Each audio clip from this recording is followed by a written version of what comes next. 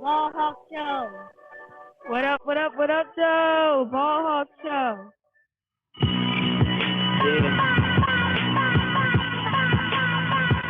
If you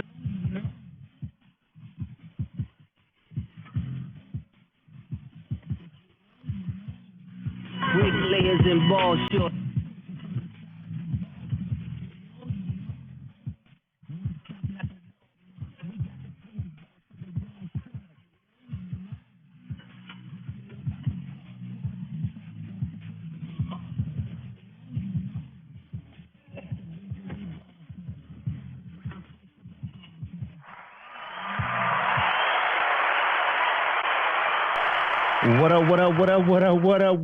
What up, though? What's good with y'all, man? We back. Another Twitter Spaces, man. Ball Hawk here. We're going to have some fun today. Everybody remain respectful. That's first off the top. Wait a minute. I'm being rude. Appreciate everybody for tuning in, man. First of all, I got to get that out there. Petty Hawk is like really in the veins today. Yeah. We're going to have some fun on this Twitter space today, on this Monday. Ah, man. Where do I start? My man, Gucci Man, want to be a speaker already. He ready. But salute to the sponsors, man. Able Insurance. Go to Able Insurance for all your insurance needs. That's home, business, auto, life insurance. The great people at Able. Servicing the state of Virginia for over 20 years. Billy and Charlene White. If you're here in the Charlottesville area, they have an office right off Ryle Road. So go check them out. They have affordable policies for you. I noticed since I've been doing Twitter Spaces, I do use them as podcast episodes. I've been forgetting to shout out my sponsors. So, you can't have them upset with you. You feel me? They invest in you. Also, manscaped.com, man. Go to manscaped.com. Use the promo code, The Ball Hawk Show, to get 20% off of all your products. All y'all here getting haircuts, make sure everything is trimmed and lined up, if you know what I mean. Manscaped.com, your balls will thank you. Ball Hawk Show. Just put in the Ball Hawk Show, 20% off. So, with that being said, we got over 70 people in here right now. Share the Twitter space. If you haven't, follow myself or anybody in here that you recognize, follow them. We're discussing UVA football coaching staff and transfer update. It was a true press release that was shared today. So now I can finally talk about who's on the staff right now. I got a job to do, and my job is I'm not a breaking news guy. I don't be out here snitching. So I knew who was being retained, but I couldn't say nothing. So now y'all know who being retained. We got that out the way. Oh, that's right. I didn't even say who got retained. I'm talking like y'all know who got retained. First of all, Marcus Hagans got retained. Yeah. Biscuit, baby. Biscuit is still here. God dang it. That was the one request I had for you, Tony. All right? You granted my request, and then you topped it off, and you brought back Garrick 2J. Yeah. Hallelujah. You's a smart man. So that means, Olu, come on back, my brother. Come on home, my brother. Shout out to Bobby Haskins going to USC. Shout out to Joe. He going to SMU. Salute to them brothers. Olu, we still got a chance, hopefully. Damn, I hope so. Go get him, Coach 2J. And then we got Clint on the defensive side that's stand. Yeah. So that's the three. That's stand. We can't keep everybody. Salute the coach back in the knot going to Syracuse. My guy, Freestyle Friday King, Coach Ottawa going to Washington State. And my guy, Coach Ricky B, going to FIU as a special teams and associate head coach. Notice associate head coach is attached to his name. So he's something like a big deal. So, you know what I'm saying? I got to see what Coach Papinga go. Coach Shane going to go. Coach Howell going to go. Am I forgetting somebody? I said everybody, right? Same as everybody. Who am I forgetting? Nah, I said everybody. So, all right, man. Let me get these requests in here. Got my man Gucci Man in the building on mute. You know, he just like to be seen. Yo. What's up, man? Not much, man. Just chilling. Everybody announced that Gucci Man is still here. Give him a round of applause. Yeah. AKA Mr. Put Them Paws on you. You know what I'm saying? How's your Christmas holidays, bro? Well, shoot, you was here. I'm tripping. Yeah, I was horseback riding, man. Oh, for okay. the first time. Yeah. Yeah, man. I'm a cowboy now. Oh, you're a cowboy? I'm a cowboy now. Yeah, buddy. We rounding them up. We got me, you, and Biscuit right now. We the Cowboys with Coach Bronco. So, yeah, we have to recruit. You know what I'm saying? We're going to take over like a gang out here, a positive gang. And my man OG in the building. Oh, Jeremy requested. Let me get him in here. What's happening? What's good with you? With your expectations? You already know. Y'all can hear me. I got this new mic. I see. You sounding real We quick. out here. We out here. Yeah, that's some of the moves you wanted to see made right there. Just like we all do. He been making moves. He ain't been sitting quiet. Just because ain't nothing been announced, though, man. He ain't back there working. So he been clocked in every day. So you love to see it now. At this point, like I said, it's time to turn the page and keep it moving. We got to move. Got to go up from here. Fact. But yeah, I like a dude that just make his moves, ain't got to announce to you every single damn move he making. But I know, I get it, man. That's the life we live in. Everybody wants you to document everything you do. Like, and you know, you can say you did something, and people be like, I don't believe you proved it. So you got to show them all this proof, because your word not your bond no more. Like, people got to be in the know. So I get it, man. I get it. But yeah, man. Again, this episode, talking about the current coaching staff information that was just released. Also, we got some transfers that just hit the wire. Salute to Noah Taylor. He going to UNC. It's a lot of folks, and I understand why. A lot of folks are pissed off because he's going to UNC, and UNC versus Virginia, the oldest rivalry in the South. I get that. And I get folks who it's a gut punch, but it's a way of going about things. And a lot of folks out here being like, take opportunities to be disrespectful, to be super disrespectful. And again, that's another thing you can share with folks, that individuals are being disrespectful to somebody, and you know, they may not see it. And it's like, no, I wouldn't lie to you if I said some people out here getting real disrespectful. And I understand when it comes to the competitive aspect, right? Like, you could say, I hope he don't win a damn game. I hope we smash them. That's the competitive edge I'm looking for. But when folks just attack an individual, like off the field, like off the field type of comments, that's when I look at people a certain way. You feel me? So It's out of pocket. I mean, we all allowed to change jobs. You can change your girlfriend. You can do whatever you want. You can change whatever you want to change.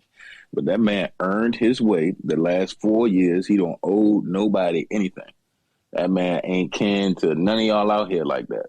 To even put yourself out there to say, you know what I mean? I understand from a fan's perspective where, yeah, just like you said, yeah, that he went to a rival school, yada, yada, yada. So what? To me, it's bigger than the game of football. At the end of the day, I want to see that young man succeed and get where he's trying to go. No matter if that's the league, no matter if that's to be in a Fortune 500 company, no matter if he want to be a car salesman, I want to push that man to be great. I don't give a damn if he went to, you know what I'm saying, ODU, UNC, it don't matter to me, because to me, it's bigger than the game from my perspective. So I can't speak on everybody, you know. I agree. Ahmad, first, thank you for all you do.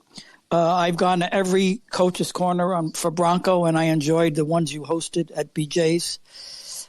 And I've been through two shocks with UVA. First of all, I've been a football season ticket holder since before, I think you were one or two, since 1981. Other than about 5 years. Nice. I mean, I'm a graduate of University of Notre Dame and a graduate of Syracuse University, but my immediate family is graduates of UVA, and I was a community scholar at UVA for 3 years when I was forced to retire, and it was a great experience, and I loved the university.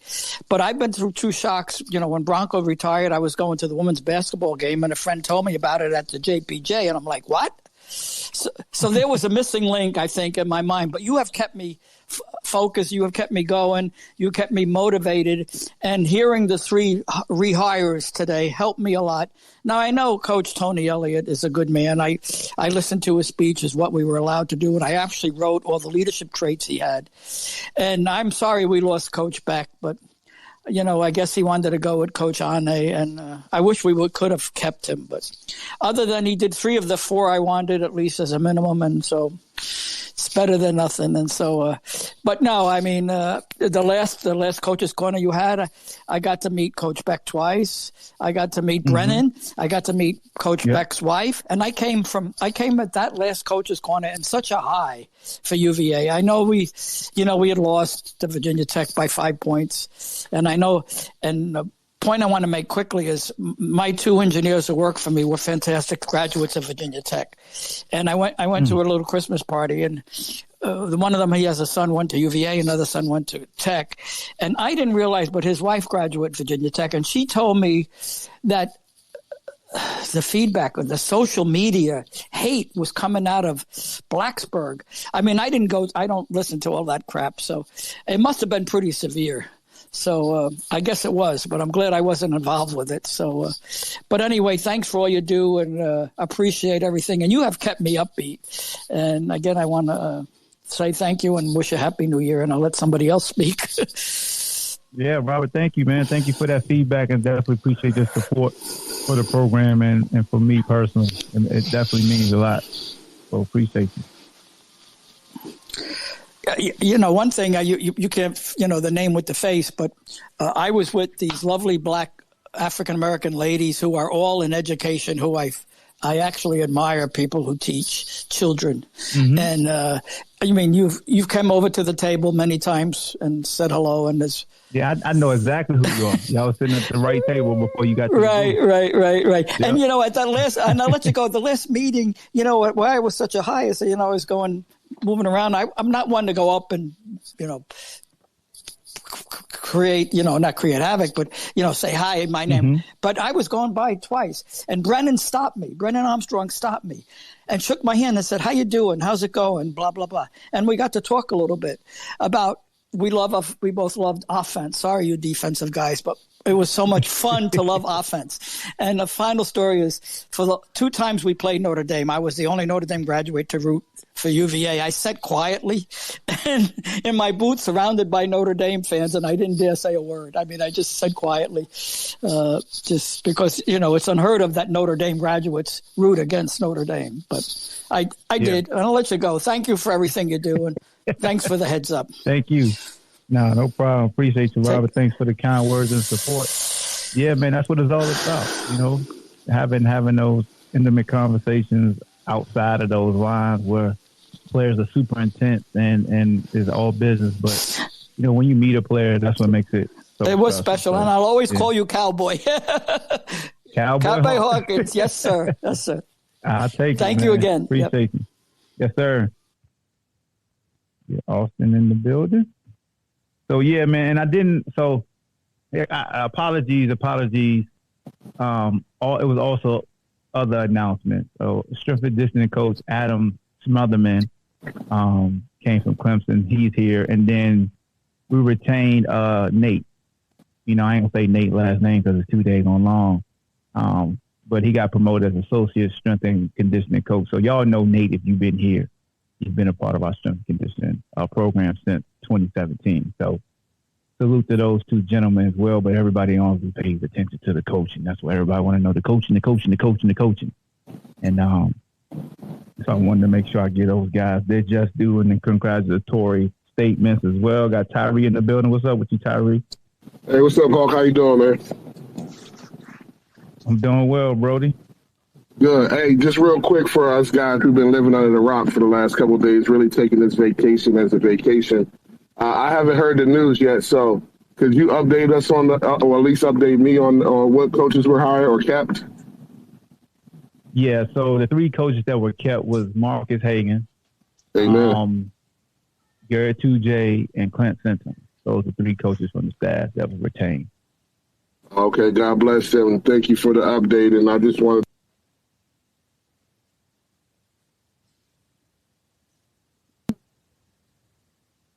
going in and out, Kyrie.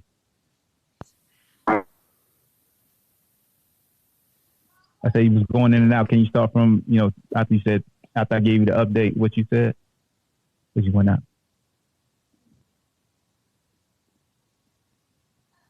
Not again. Tyree must be on the back roads. He's vacation. I'm going to try to log back in. Okay, appreciate it. I know. I definitely want to hear what you got to say. Yeah, he's still vacation. That's all right, but he got the information he needed, though. Jeremy, what's good with you, fam? What's up, Hawk? Hey, I just wanted to say, man, you and OG, I want to thank y'all for preaching patience, because that patience has paid off with the 3 coaches that he retained.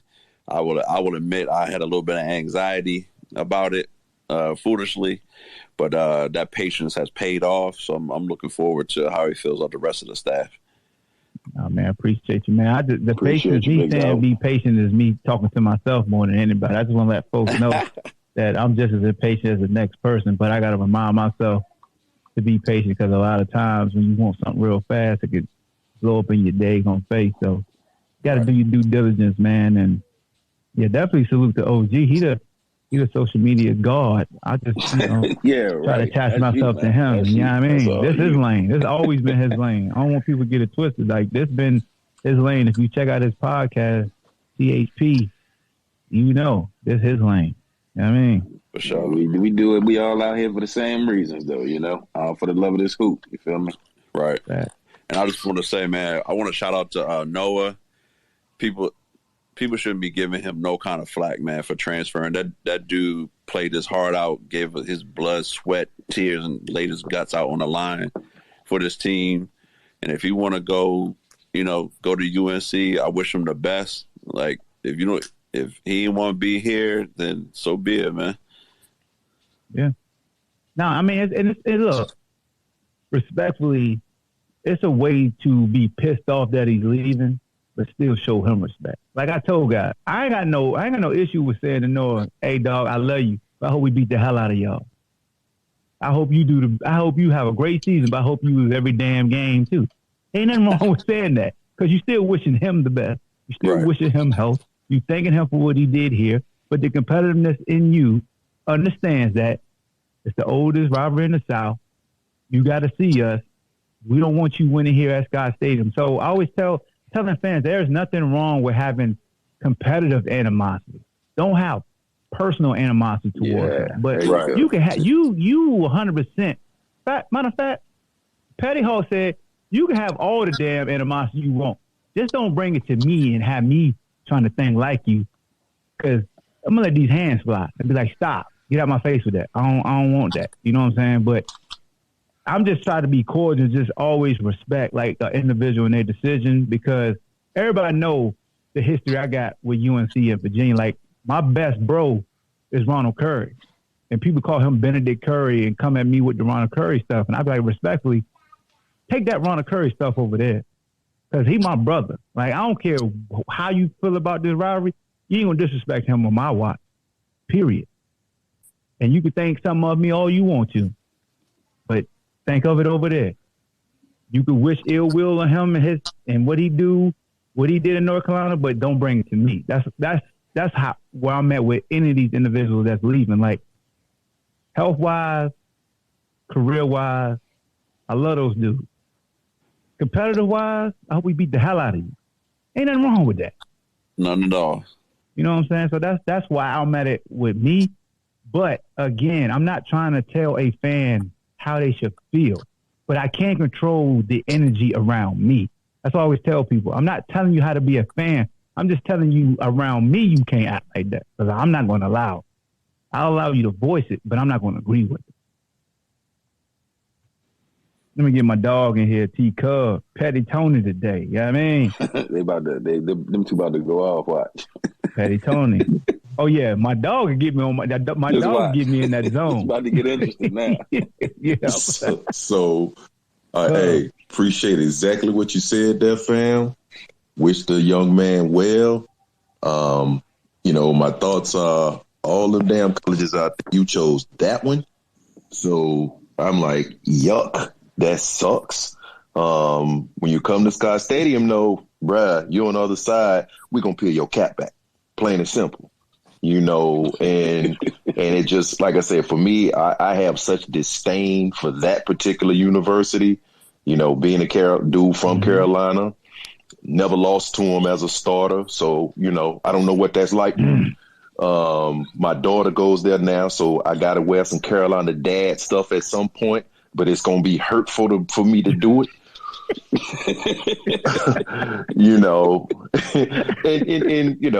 As I think former players, it's hard for us to understand the landscape of this transfer portal and kids, the free agency of college football is what it is.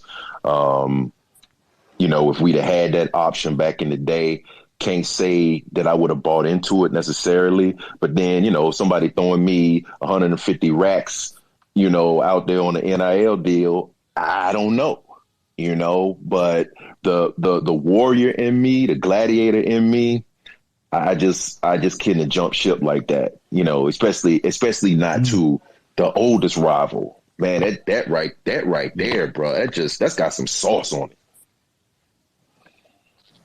Right, he could that's have real. Maryland or something. That's why I honestly thought it was going to be at first when he had first announced he was transferring. I thought he would be a good fit up there in Maryland. But UNC shocked me too. That shocked me too.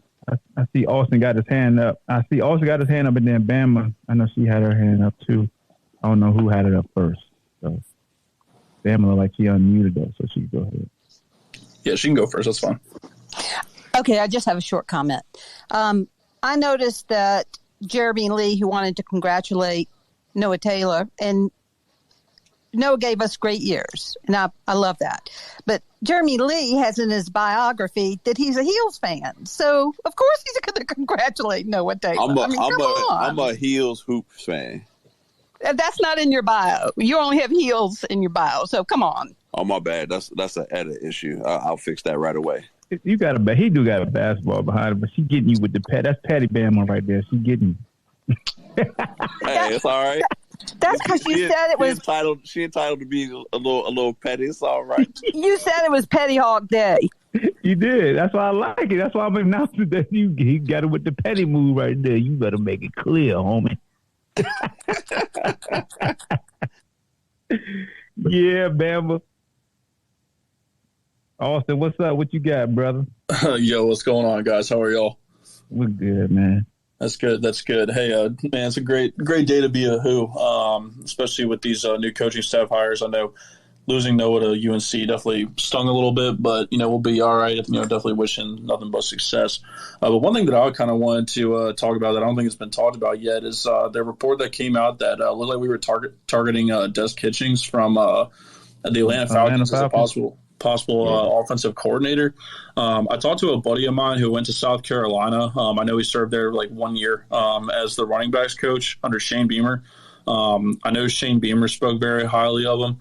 But my buddy said that, that if we could manage to pull this off, that it would be an incredible hire. I think what he's done over the years at NC State, and I think what he's doing in Atlanta right now, I think is his resume kind of speaks for itself. And it seems like, just from the people that I've talked to, that we would be, if Tony can manage to pull it off, I think we would be getting a really good one with him. No, I agree with that. And one thing about him as well that jumped out to me that we need the most recruiting. Yes, sir. Yeah, his list is long. Mm-hmm. Very long. I mean, if he's a guy that specializes in running backs, I mean, we know what that running back room looks like right now. And all I'm saying is feed Mike next year. Give my man the rock. I think what intrigues me about him is he been using KT's older brother, Cordell Patterson. Yeah, you're so exactly right. if KT possibly comes back in this system with a wide receiver team when we ain't seen Lavelle Davis and Wicks line up across from each other, and possibly Billy coming back, Malachi Fields, you got the young boy Dak, Beal coming back. That's points with that running back. That is points. I feel Period. sorry That's for a any great defenses launching line pad. up on the opposite side of it. If Billy comes back and KT comes back, and even if Brennan comes back, I mean, dear God. What we need, though, Yeah. front five. Yeah, there you go. nobody. Speak on it. Speak on it, Hawk. Speak on We it. ain't Because got nobody, boss. That's why I need them upright. If this was 7-on-7, I'd be hyped right now. But it's like, yo, come on, man. Who putting their hands in the dirt for? Like, 2J getting to work. We need that depth. So, Coach 2J, you back. I definitely. It's like he back his first year, dog. What he got to do again. Ahmad, I definitely agree with you, but I think we still have a couple names in the portal on the offensive line. I wouldn't be surprised with 2J getting rehired that we see some of them withdraw their name, but I definitely could be wrong. I know Haskins and Bissinger are already gone, but I would if we can manage to keep Olu around, I think that would be huge for the experience of that line. Oh yeah, we definitely. You know what I'm saying? But it'll be a different scheme. I think it'll be a different scheme, though, that'll have to be taught. To your earlier point, it really will be like him going back to the first year, because the scheme that they were running did not dictate, firing off the ball, being aggressive, rogue rotors, power stepping up, double to the linebacker. That wasn't the type scheme. So now, to have a running scheme and a passing scheme, he has to have his hands are full, bottom line, and he needs the kind of players in there that are those kind of guys. I'm not sure whether the guys that we have in place now, because they didn't recruit to that, if you have those kind of guys. So while we, of course, got to hit this transfer portal hard, let's be clear. The transfer portal is not an even playing field for the University of Virginia, because it's much more difficult for kids to get in here via transfer. So it's the same way it is in recruiting. I mean, there are a lot of kids that have wanted to come to UVA, but could not get into the school, so they could go to Tech, they could go to Carolina, because it's not as stringent. And so a lot of times people don't get that part. Man, well, we didn't get this kind of kid, and he would have been great. He should have come here. Sometimes it's the administrative and academic side where kids don't come in. So while the transfer portal is free agency, it still will be more difficult for UVA to actually get some of these transfer guys in. And they're going to have to take a chance on some guys. That may be just on the edge of, not as strong a student, not saying to lower the academic standards, but take a chance on some guys. I mean, UVA has done that in the past. There were guys that were teetering on the edge, but UVA has the administration to be able to put around them. They have the tools to be able to put around a student that may not be as strong without the support. You give them the support, and the kid that you took a chance on turns out to be a diamond in the rough on the academic side and definitely on the athletic side. So all of those things have to be addressed, and people need to understand that it is not an even playing field in the transfer portal. Big facts. Great word. Big facts. Key cub right there. Broke it. I like that you addressed is that it's not about lowering the academic standards. It's about understanding that we just got to get them in here because the support system is going to be attached to each individual student athlete. Like we rough around the edges. I know on our last podcast, Lockdown podcast, Ray Roberts talked about how academically it was rough for him when he made that transition, and how the university did a great job of putting resources around him to help him out in that area. I almost got kicked out after my first semester here at UVA, and I needed extra resources around me to help me better manage my time and learn how to study to be successful off the field. So definitely, man, it's definitely tough. And that shows you that guys like Keaton and I dig it. His name just slipped my mind. Jelani and Perk and Gucci Man, like all those guys have been transferring in. That says a lot. Because it's not easy for those guys to transfer and get accepted to UVA. Because the standards are different. The expectations different. If you don't want to take a foreign language, you go to the other school. The key word. That's that key word. Bling. That's what we like to hear. Bling. Well, that's what I loved about Coach E's a statement about how he wanted to show everybody that it can be done at a institution with such high academic requirements. Yeah. My question, has it changed that much from back when y'all played then as it is now? Because like a couple people already said in space before, like I don't like to use that as an excuse. You know what I'm saying? We've been in a place where we've gotten those kids and we put the resources around them. So I think we need to comes get down. back to that. So it comes down to the staff and cover myself and other individuals on this that's in this space. I see my man Quinn Blandon on here, but we always had that discussion. Is about the staff. What type of player are they looking for? What type of character are they looking for? Like sometimes you gotta go get those iffy dudes. You gotta get a couple assholes. For sure. Somebody that you feel like you could tame, but you know overall it's gonna help the dynamic of your culture, of that aggressiveness. That we gotta suck it up and go swing without saying anything out there in that field. Now, a lot of times you try to target these high character guys, and when it's nut crunching time, those high character guys may tuck their tail. Some of them will keep fighting, but some of them ain't going literally not going to fight on the field.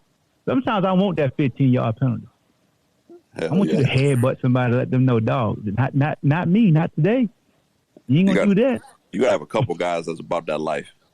Yep. Yeah, and it's not saying that we want a bunch of knuckleheads, but we all know people who play this sport. You can name a couple knuckleheads that help shape the way you fought on the field. Those knuckleheads got you through those nut cutting times because they just thought different. They just attacked it different. You know. As much as I love Anthony Poindexter, he had the knucklehead switch. Wally Rayner, knucklehead switch. Patrick Kearney, knucklehead switch. Thomas Jones, they had those switches that you'd be like, well, who is that? That ain't the same nice dude that I could talk to anytime I'm going through something. I don't know who that is. Like, they literally want to fight you if you won't doing your part. Like what we saw with the two Redskin players yesterday. I got up and clapping my hands. Like, that's what I'm talking about. Fight. So that's his brother saying, hey, man, I need that dude. Okay, you swinging? That's the dude I need right there. Make sure you keep that energy out here. Come on. I'm glad I got you throwing punches. Facts. When we had a bunch of guys like that back in the day, Hawk, as you and I kind of talked about, we had a team full of assholes. But we got it done in the classroom as well. You step on that 52 by 100 though. Yeah, bro, we all was about that life. It was a team full of guys that we held each other accountable. We hung outside of football. I mean, it was a number of guys that I know I could walk down the alleyway and I'm like, yeah, I wish somebody would come try to check for us. Ray Roberts said on the podcast last week, he was like, the 5 dudes, the 4 other dudes on his offensive line, are his redshirt junior year were just, he's like, man, I could go anywhere with those dudes. He was like, I can't say that all of my years of playing. He said, it's not often that you got 4 other guys. You may have 1 other or 2 other. He said, that whole crew I had at UVA, he said, yeah, we'll squat with anybody. And they pulled no punches. None. It was protect Sean, protect whoever running the rock. It was protect UVA. It was protect the brand. It wasn't about the name, the individual last names. It was about Virginia Cavaliers. And that's how we played with that kind of passion. That stuff that happened, Virginia Tech, that last game, bruh, we'd have been on the field scrapping. It would have been a melee out that piece. All of us would have been scrapping. And first of all, they would have never done that to us. Second of all, if we'd have been in the locker room and we'd have got wind of it, we would have came out the locker room just laying waste because it's a respect thing. And if you're not going to give me my respect, I'm going to take it. Amen. By any means necessary. Amen. Straight. What you about to say, OG? I was just saying amen. Oh, yeah, I'm just at agreement, man. Yeah, like that's what you need. You can't have guys that's doing shit like that. That's just the uttermost disrespect right there. Somebody should have gave somebody an elbow right to the neck right there, right to the neck. I can go back to the NC State game when Buddy hit Brennan late on the sideline and he got all concussed. Man, one of them linemen should have went straight through him, just like Lyle Collins did when he hit Dagley. So I completely get what he's saying. And no, you don't need a team full of them, but you do need them people that's on go mode, that's at practice every single day when it's just a regular time. Somebody that's going hard, no matter what, that's going to keep your ass in check. That's going to keep the star in check, because the stars sometimes they do get lost. Practice become like a regular day, and the transition don't be the same. And that's where your friends, your peers, your teammates, that's when they come in. They might not be the star, but sometimes you need them people, them special team gurus, the scout team award winners that's out there every single day. They know their role, they dedicated to the team, and they'll bust your ass if it come down to it. Just stay hungry all the time. So I'm with that. Yeah, man, it's just one of the things now. Like, and Cover say this, when it comes to the transfer portal with me, man, it's like I always try to think of like my mind's evolving. So it's like I try to empathize with the players because they got the choice to transfer now. But I couldn't see myself ever transferring. But it's one of the things is where I don't want to put my walk and my, I call it prehistoric weird thing because I was back in the 90s, but saying I wouldn't have done it, but I wouldn't have done it. I wouldn't do it. But then again, I don't know what goes down. There's a couple of times I was here at UVA that I was like, I gotta get the hell up out of here, because there's some things in the moment pisses you off. And I'm pretty sure if you say take a 20-year-old Ahmad Hawkins and be like, "Oh, you mad? Here, you got this out." Damn, when I really leave? Hell no, because I know one thing. I wasn't trying to see no damn buying three lined up on the other side of me. Hell no. I need that dog with me. So it's just one of the things that, again, I respect the guys who are transferring a lot. Love those dudes. And then Noah just happened to go to UNC. It's like, my competitor was like, dog, I hate it. It got to be you, because we have to see you. You know what I'm saying? So that's what that's why I understand why fans go at Noah, but I just want to keep it like the on-field competitiveness going at him. Like, when people say like good riddance and other things to him, to me that's personal. That's like, yo, hold on now. Like, God dang, easy. But I hate it. I'm like Cuz said, they come here, I'm gonna go right up to him. What's up, man? You having a good season? Hey, we had to whoop your ass today though, and we're gonna laugh about it. Oh yeah. Oh, the spicy talk, the spicy conversation will be at hand. Be clear. Oh, believe that. Believe that. You know what I'm saying? Because we do that in practice. I was like, we room dogs. You play DB, I play receiver. As soon as practice hit, we're gonna whoop your ass this team period. We got something for y'all. And then once practice over, you walk off the field. It's love, but that's the difference. Like when somebody been your brother for 3-4 years, and then they go to one of the schools that's considered a rival, you know. I mean, with Ronald Curry, when I played against him, like, hey, dog, I love you, but we're going to beat y'all ass. Believe that. I hope you suck this game. Not the other game. But this game, I hope you suck. Matter of fact, I hope you break all the records in your other games, but I hope y'all lose every game, too. Individually, I want you to do well. Just don't want your team to win. That's fine. That's how I look at it. You know, the hell with you. But I love you. A lot. Hey, Tremaine, what's up, man? Who are you today? What's coach? Big dog.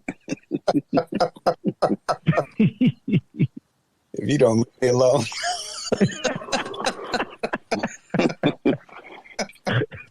I was sitting here and I was listening to that previous conversation y'all was talking about needing, a few dudes on the team, and I just kept sitting here thinking, I was like, we need about six or seven young men on the roster who don't know Jesus, ain't never had a conversation with Jesus, and just suit them up, put them out there on the field because that's needed. And I don't want to break away from the topic, and I apologize. I'm late to the podcast, so I apologize if y'all have already talked about it, Ball Hawk. But I saw something that we were looking potentially at Desmond Kitchens as just wondering what insight, if any, that anybody had on him. And also hope everyone had a happy holiday. I ain't talked to you guys in a while, man. Appreciate you, man. So to answer your question, give you feedback. First of all, the people that are attached to Jesus are usually the most violent folks I ever met on the field. I want to put that out there because the people that call the Bible thumpers, they're the most vicious dudes I know. Right. My best friend, I played college ball out west, and my best friend was a star linebacker at our university, but he was the youth pastor at the same church that I went to, and I used to watch him out there on Saturdays. And he'd come off at the game, at the end of the game, we go have a bite to eat. And I'd straight tell him, I'm like, I'm not really sure if you know Jesus, because you just evil out there between them lines, bro. My idol in football is Brian Dawkins. And he turned to Weapon X. And he never cursed. He said, righteous man does not curse. I'm not righteous because I'm letting them fly. But he said, daggone and gosh, dog. And he one of the most violent individuals that you will see on a football field. So, yeah, I know what you meant, but I don't, you know how folks take little statements literal. You can't say that because somebody loves the Lord, that they're weak. They're actually very strong because they're playful. I know what you meant. So I'm just helping, get your thought out there. Also, with Coach Kitchens, we talked about him and how it would be a great hire. The one thing that jumped out to myself and Cub as well is that the recruiting aspect that he brings to the table, because when he was at NC State and the responsibilities he had there. Because I think here in our university, to me that's priority, improving the recruiting and improving on the type of players that we seek as well, because that plays a role. Like, you got to be really open-minded and don't get caught up in optics. Don't get caught up in measurement. Get caught up in what the film said, not versus measurements and testing numbers. I think a lot of times we get caught up in the it body type, right? Like, whoever won the Heisman. Oh, what position you play? Oh, we need receivers like that. Oh, who the top DB? Oh, we need DBs that size. No, you need the damn talent. That's what you got to go get. And can you develop the talent? Can you nurture that talent? So not only do we have to improve how we recruit consistently across the board, but nurturing and developing that talent across the board, not just certain positions, every position, because that's how you build a consistent winner and not just up and down, peaks and valleys. So that's going to take time, but the development piece to me is very, very important, because you can go grab those guys who you can see as late blossom and guys who got overlooked, and you got something. Because nobody thought Whips would be this special, and Whips coming back. Nobody thought Lavelle Davis would be what he was. And I'm tooting my brother's horn because that's my brother. I love him. But you see how guys, how young men in that position been developing. And I could go to other positions as well. But I'm going to talk about the position I know and the brother I know that's coaching that position. He saw the vision in them, and he knew how to nurture it and develop it. And those young men did their due diligence of responding well and working out on their own. But if I name you these receivers that's been playing well for him, they're not going to jump out the box as far as these recruiting agencies. You know what I'm saying? So, yeah, get off my soapbox.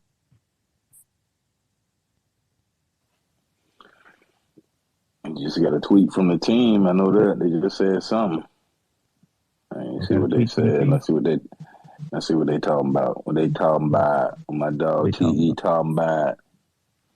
Oh yeah. Oh yeah. He just basically made it official. Yeah.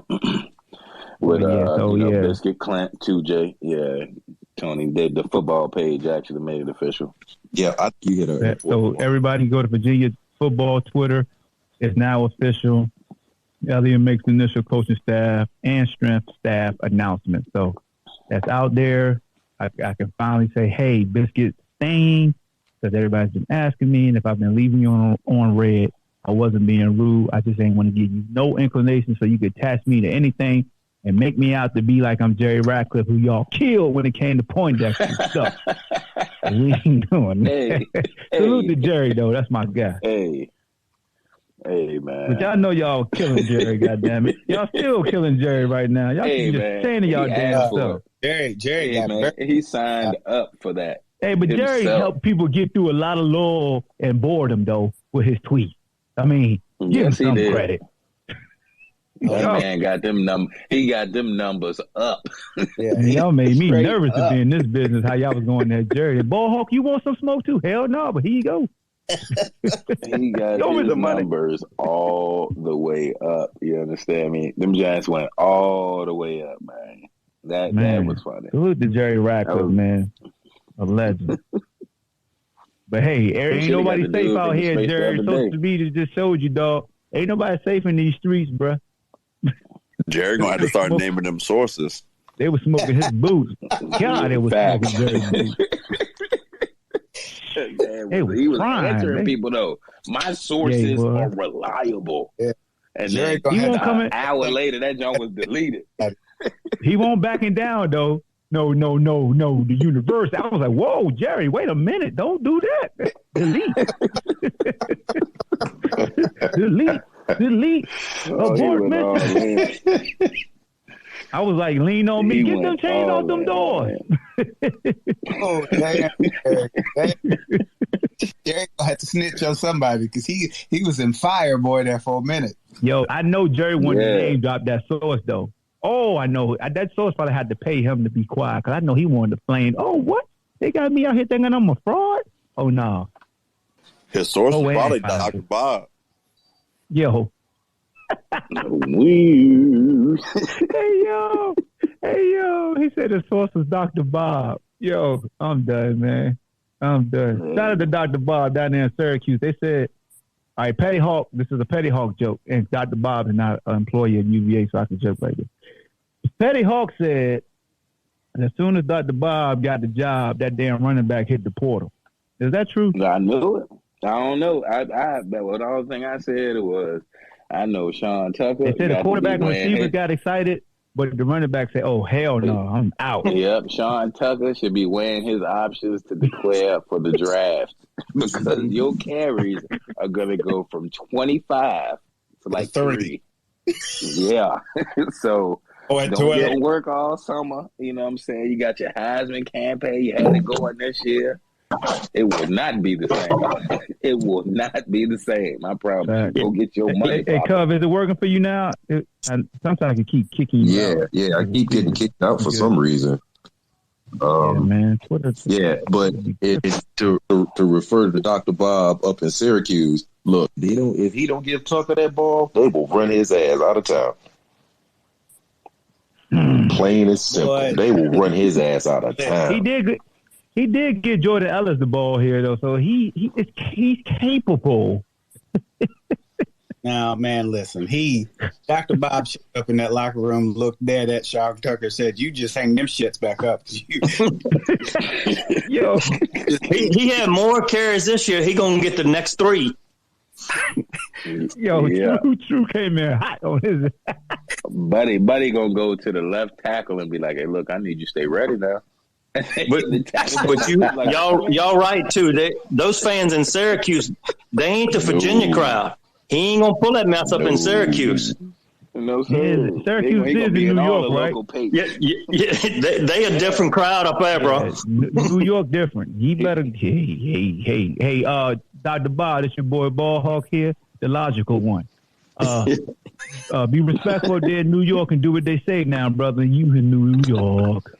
Don't get in that interview and come with that shit like you came with before, because they are gonna destroy you up there in the papers, my boy. New York is not Utah, Dr. Bob. He can't go up there blaming the team, blaming the lineman, blaming the run, blaming everybody else. Yeah, blaming the players pretty much. That ain't gonna fly up there, fam. No sir. No, man. They got different expectations up there. I think Dr. Bob must got like a hell of a shoulder roll or something, dog. Because Dr. Bob be looking at dudes like, dog, you gonna keep talking to me like that? Oh, wow. Hey, man. Dr. Bob ain't no little dude, dog. I just be like, yo, Dr. Bob. They'll draw him all on the little cartoon funnies and everything, cuz. With the Larry Holmes 1-2 out here. Stretched. Dr. Bob. Salute to Dr. Bob and Coach Beck, man. Damn, man. Coach Beck. Didn't want to see Coach Beck leave. Right. Salute to you, Coach great Beck. job man. at Syracuse. Fact, bro. He's going to do a great job up there. Oh, you know what Petty His Hawk track want to say? record. Go ahead, big I got another Petty Hawk joke. Disclaimer, it's a Petty Hawk joke because I know folks come here and hear what I say and run with it. Like, that's all I talked about. Petty Hawk said Coach Beck follow Coach Anai because he know Coach Anai on a short leash and then Facts. Wait, what? You want to show what? hey, this is my battle rap. So in battle rap, yo, you usually you start saying the punchline and people can finish it for you because they know where it's going. So I ain't finished. I just said he followed Coach Anai because he know if Coach Anai bullshit and they fire him, well, you know, who next? Yep. Right there, like, look what I found. Coach Beck be standing right there on the sideline going, yeah, I think you should throw it to the lineman. Yeah, keep throwing it, Coach. I'm with you, man. Yeah, keep throwing it to the tackle. Sean, I'll give you the ball, bro. I'll give you the ball. Trust me. Matter of fact, flea flicker that mofo. Just flea flicker to the tackle eligible. Yo, he said flea flicker. He said flea flicker. Flea flicker that mofo. Here we go. Hey, didn't the offensive lineman scored? Was it yesterday? Several. Yeah. For them Cowboys. Aaron Steele.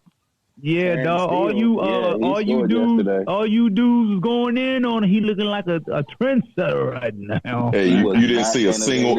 You didn't see a single one of them catch one at the 12-yard line to try to get in. Though they all caught them at the goal line or at the goal line or in the end zone. You see that? You see that? People, Petty Tony would not let me live. Nope. Even a second. With Tell it like it is, cuz. Petty Tony had to jump in. I had to dive in. He cut me off. Yeah, he cut me off quick. Nope. They was in the paint. Yeah, they was in the end zone. Aaron Steele caught that money. He went off the ball and was in the end zone and just turned around. Bucking naked. He ain't run that jump from like the 13. Disgusting. Man, we got to live with that forever. Yeah, it's just terrible. That is infamy. That we will live in infamy for that bull job. Yo, they gonna play that every rivalry. Now they gonna play that. Damn. Now they gonna play that the Virginia Tech game. I'm pretty sure, like back in the day. There was that one iconic thing that we had when we lost to Notre Dame with the fan that was hanging over the side of the stadium. There you go. I said, what, nothing ever gonna beat that. And then I'd be damned if Coach and I, he said, I fixed that shit. Hold my beer. Watch this. Yeah, man. Yo. What's wrong with y'all, man? Got something for y'all's ass. Watch this. Yo. Love the Who's. What's good with you, baby? Hey, I don't know what y'all are looking at. They threw that ball to that dude at the 18, not the 12. Oh, damn. Hey, look at him. Look, the pettiness is at an all-time. I was watching the Open the Petty show. God dang it. Y'all were just waiting. Also, I did check out Syracuse Twitter. They got all the linemen working on the jugs machine right now.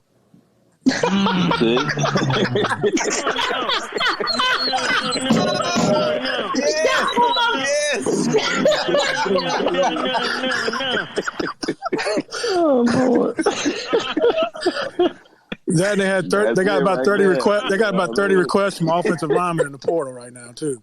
Oh my God! Hey, yo, for everybody that's listening out here, again, the disclaimer is this: Coach Anai is not a part of the university anymore. I can have my fun. I'm not dissing no coach that's employed by the school. Okay, and we having fun. Wait till we had that defensive conversation. Huh? Whoa, wait a minute. I'm gonna light it up. Wait. I'm just waiting on those announcements. I'm waiting on those iPhone notes. That's what I'm waiting on. Nah, fellas, let me see that iPhone note. It's definitely been a gamut of We gonna talk emotions about here the that last one. couple of days. We've had a lot of ups and downs, but it's nice to see Tuesday retain, Hagens retain, Senum retain. I can't wait to see what else he brings. I hate to see Beck leave, obviously, but there was 3 guys I definitely want. I'd love to see them all stay, but Beck, Tuesday, and Hagens. So if we can get 2 out of 3, that ain't bad. So let's get this thing rolling.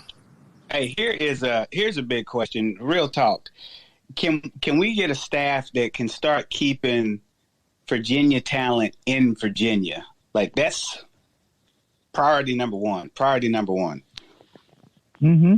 Yeah, that is. That's definitely yeah. Well, you got to make it a priority. Yeah, and it wasn't a priority. It should have been a priority, but it wasn't. And I gave Cub, so Cub, you went on this yesterday, but I even said, and truth be told, Carolina was a state as well that made sure we stayed consistently good. So it wasn't just all Virginia guys. They was going up getting what Cubs live at. Getting them boys there too. And Bronco was born them Utah kids. Yeah, they was all on that West Coast vibe. I think keeping Tuesday, Hagens, and Senum is a big step towards that. I really do. Oh, definitely with Bickett. I see Tuesday to me, man. Tuesday, his personality is infectious too. Mm-hmm. You know what I'm saying? Agreed. But when it comes to like you said, Virginia recruiting, that's hate. That's like, hey, Biscuit, stay down there, Peninsula, go over across the water, stay in Richmond. Your name is known. No different than Dex. I know what he's doing with Penn State. It's like D.C. area of Northern Virginia, 757 Richmond. When Dex was here, when Sean Moore was here, the parents knew who they was. Right. That makes a difference, bro. It does. When people who you idolize and see every day, which is your parents, say, hey, do you know who that is? And they getting giddy, that's a recruiting tool in itself. Mm-hmm. That says a lot. So when a dude like Marcus Hagens come into your driveway and they say, oh, that's 1-8 the Great, they don't even call him Coach Hagens, they call him 1-8 the Great. Are you serious? Biscuit. And shoot, you got dudes in the scouting department, like Quentin Blandon, you. Yep. QB3. Four-time, 1, 2, 3, 4. 4-time All-American. Come on, man. Use it. Yep. We need this kid. Hey, Quinn, go down there with Biscuit. Or go down there with Coach Cinema. Go over there with Coach 2J. I was a 4-time, 1, 2, 3, 4, 5-star, number one of the highest rated in the country in my position. I went to Virginia. Check my resume. Quinn. It's like that. Take TE down there. Let them see your brother play. Let them go holler at Quan at Green Run. Go do the thing, my dog. You know what's up. I see it. You already know. Go holler at your brother. Take Tony. Like, look, man. These my streets. I already know what time it is. I got you, baby. I got you. We're going to roll back to back.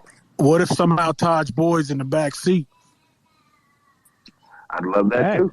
I'm not mad at that. I'm not mad at that either. I do know this. Put this out there. Fans gonna be pissed off. I know fans gonna be a little irritated because they love Coach Beck compared to Taj Boyd. But if he bring Taj Boyd on this staff and y'all want in-state recruiting to improve, that's a damn plus. That's what I'm saying. I can't speak to the development piece because Coach Beck proof is in the pudding. But when we talk about, hey, we got to recruit our state, his ass bring Taj Boyd. Shut the hell up and be happy. Applaud it. I'll take that late Christmas present. You know what I'm saying? This ain't about who's the better coach. That's saying with the need. It's getting that's a good trade right there. Yeah, because we love Coach Beck. Quinn, him and his family, great people. Quinn, but you take what you know. Hey, what you looking to get? Oh, this is what you wanted? Well, I'm gonna address that. Yeah, it's like building a fantasy team. You got to think who's going to get you the points, right? And what's the points right here? Recruiting in Virginia. If that's what we're talking about, then you got to go out there and find a man that's going to get you the points. Yep. And that's the thing, man. It's like, yeah, dog. Because I mean, you know what made me think about recruiting and utilizing your resources around you. One thing that really jumped out to me was when Jackson State got that kid to flip from Florida State to Jackson. Not flip, but he switched his decision because Deion don't like to call it flip. But Deion said, you know what's so funny is that Florida State will call me to call recruits because that's my alma mater. But now it's seen as a bad thing because now that I'm a head coach, I'm doing what I always did. But I can't contact the kids. Like it's an open competition. You can't get mad at my influence. And that's what I want to say. That's what I want the university to do. And Coach Elliott, like, it's a DN that you're looking at. Go call to Chris Long. Hey, go get that kid a call. Yes. Got a safety. There we give go. Tony Covington. No, there get we Quinn go. Landon. Give go Tony a call. Give Quinn. Yes. Yep. Yes. Now we talking. Now. I think that's what you got. You got to utilize all the resources that's around you. And I think Coach Elliott went about it the right way. He wanted alums to be a part of his transition, tapping in with them, getting their contacts, because recruiting is not just the coaches. Utilize the people before that can tap into that. I told you, just like I told you, when he got hired, he needed to come talk to y'all. When he got hired, he needed to come talk to y'all. He did the first thing right. He talked to y'all. And you saw, I ain't never seen, like you said, it's the alum. I ain't never seen that many alums at a press conference for a new coach. That's a fact. You know, so thing too. I said, when you tweeted that picture, Ball Hawk, I was like, that's telling me something. I told Grip, what I tell you in the group chat, my dog. I was like, hey, look, it was not like this 6 years ago. No, it was not. I was like, that's huge right there. I was like, that's a long list of players that was out there showing support, and that's letting you know, hey, we here for you together. We gonna do this together. And I think Coach Elliott will be more welcoming for the alums, all of the alums, because, you know, something that I've shared with Hawk and others, you know, I've been around the program just on the radio 10 years now. You know, I always was around the team when Coach London was there. You know, it was always open. It was introducing guys to me. In 6 years, I was never introduced to the new guys under Broncos regime. Never. Anytime. And I mentor a lot of guys that come through the program because I'm about their development outside when the game is done, because it has an end date. And I want to make sure that these dudes got a set up for a plan, understand that they can tap into the network of alumni to help them when it's done. And so out of all of the years he was here, never introduced me to the team. So if it wasn't for the team chaplain, George Morris, introducing me to guys that, hey, man, I want you to talk with this kid. He got a lot of potential. Or, hey, I think you could really give some mentorship to this kid here. So he would do introductions. Or if I'm just in the hotel, going up in the elevator, introduce myself to the guys, chop it up, exchange numbers to let them know I'm a resource for them. You know, Tony seems like he will be much more amenable to introducing the past to the present, because that's what's going to help dictate successful future. So I'm excited about that. And another thing, you know, when we talk about recruiting, you got to do a lot. Like, we got a guy named Wally Rayner, who was a great linebacker here, went on to play in the NFL, and all the young men that he know in the Glen Allen and the Richmond area, that's a huge resource. Utilize that. Yes, sir. Yes, sir. You know Wally got some boys. Wally got some boys. And he got some boys. There, like, you understand all in Harris' son just went to Stanford. I don't think I was. My little cousin play for them. Oh, they got some boys out there, John, at Trinity, man. I ain't even playing. I've been watching them. They got a sweet corner in 23. Wally, little nephew, bro. When it comes to legacies, maybe this is a bias to me. Who your dad? Like, you got a kid? Let me check your kid out. I'm all like Deuce. I mean, I'll be honest. That's that heritage right now. OG's kind of doing that part recruiting. Dude's like, shout out to you, OG. You're kind of retweeting all these tweets of like recruits and transfers and everything, trying to put their name on the map. So props to you for kind of doing that. Yeah, man. It's all about the crib, man. It's all about the house. That's what it's about, bro. Everything but you got to keep that legacy going, man. Like, there's nowhere in the world. Again, this might be not personal about, but if you play ball here and you got a kid, Oh, we definitely seeing what it is. Yeah, just like I can say this, Definitely. there's no way Malcolm Green should have ended up at Clemson, but somebody told me he was too short, and then went on as a freshman to start for Clemson. That's wild to me. Yeah, he's a legacy kid. His pops played at UVA, all kinds of stuff. There's all kinds of legacies out here that we made so many excuses for. And the we last got 6 some on the years that I roster don't now. ever You want know to what I'm see saying? again. Salute to the Yeah. legacy kids we got now. Big facts. But I don't know if I guess it is considered a bias. But yeah, I mean, you see that somebody pops played back 10, 15 years ago. Yeah, you want to get them a look immediately, period. Mm-hmm. I feel like we owe them that due diligence. That's just family. But Hawk, you made an earlier point about player development, though. I wanted to get back to, man. Okay. And, you know, when we talk about the Jimmys and Joes that we have on the squad now, and you look at, you know, we know our secondary struggled, you know, over the last couple of years. And, you know, we had recruits come in, 3-star kids, 6'2", 6'3", and we never saw them touch the field. And, you know, for the life of me, I could never figure it out. And so that goes back to overall player development. When you look at the positions that developed, there are 3 that stand out, and all of them on the offensive side of the ball. You know, the receivers, the quarterbacks, and the offensive line. Okay, you saw them continually develop and improve. You did not see that on the defensive side of the ball, specifically in the secondary. And it was just, for me, perplexing. You know, I'm like, what are they doing in practice? You know, obviously they're not being developed. And if these young guys, you know, we have the guys that are veterans that appear to be really struggling, but then there was none of these young guys had done anything to emerge to fight for an opportunity to play. So to me, that speaks to a lack of player development. I think, you know, when I walk in, you know, I see these dudes getting on off the team bus, and I'm like, Lord, who is that? And why is he not playing?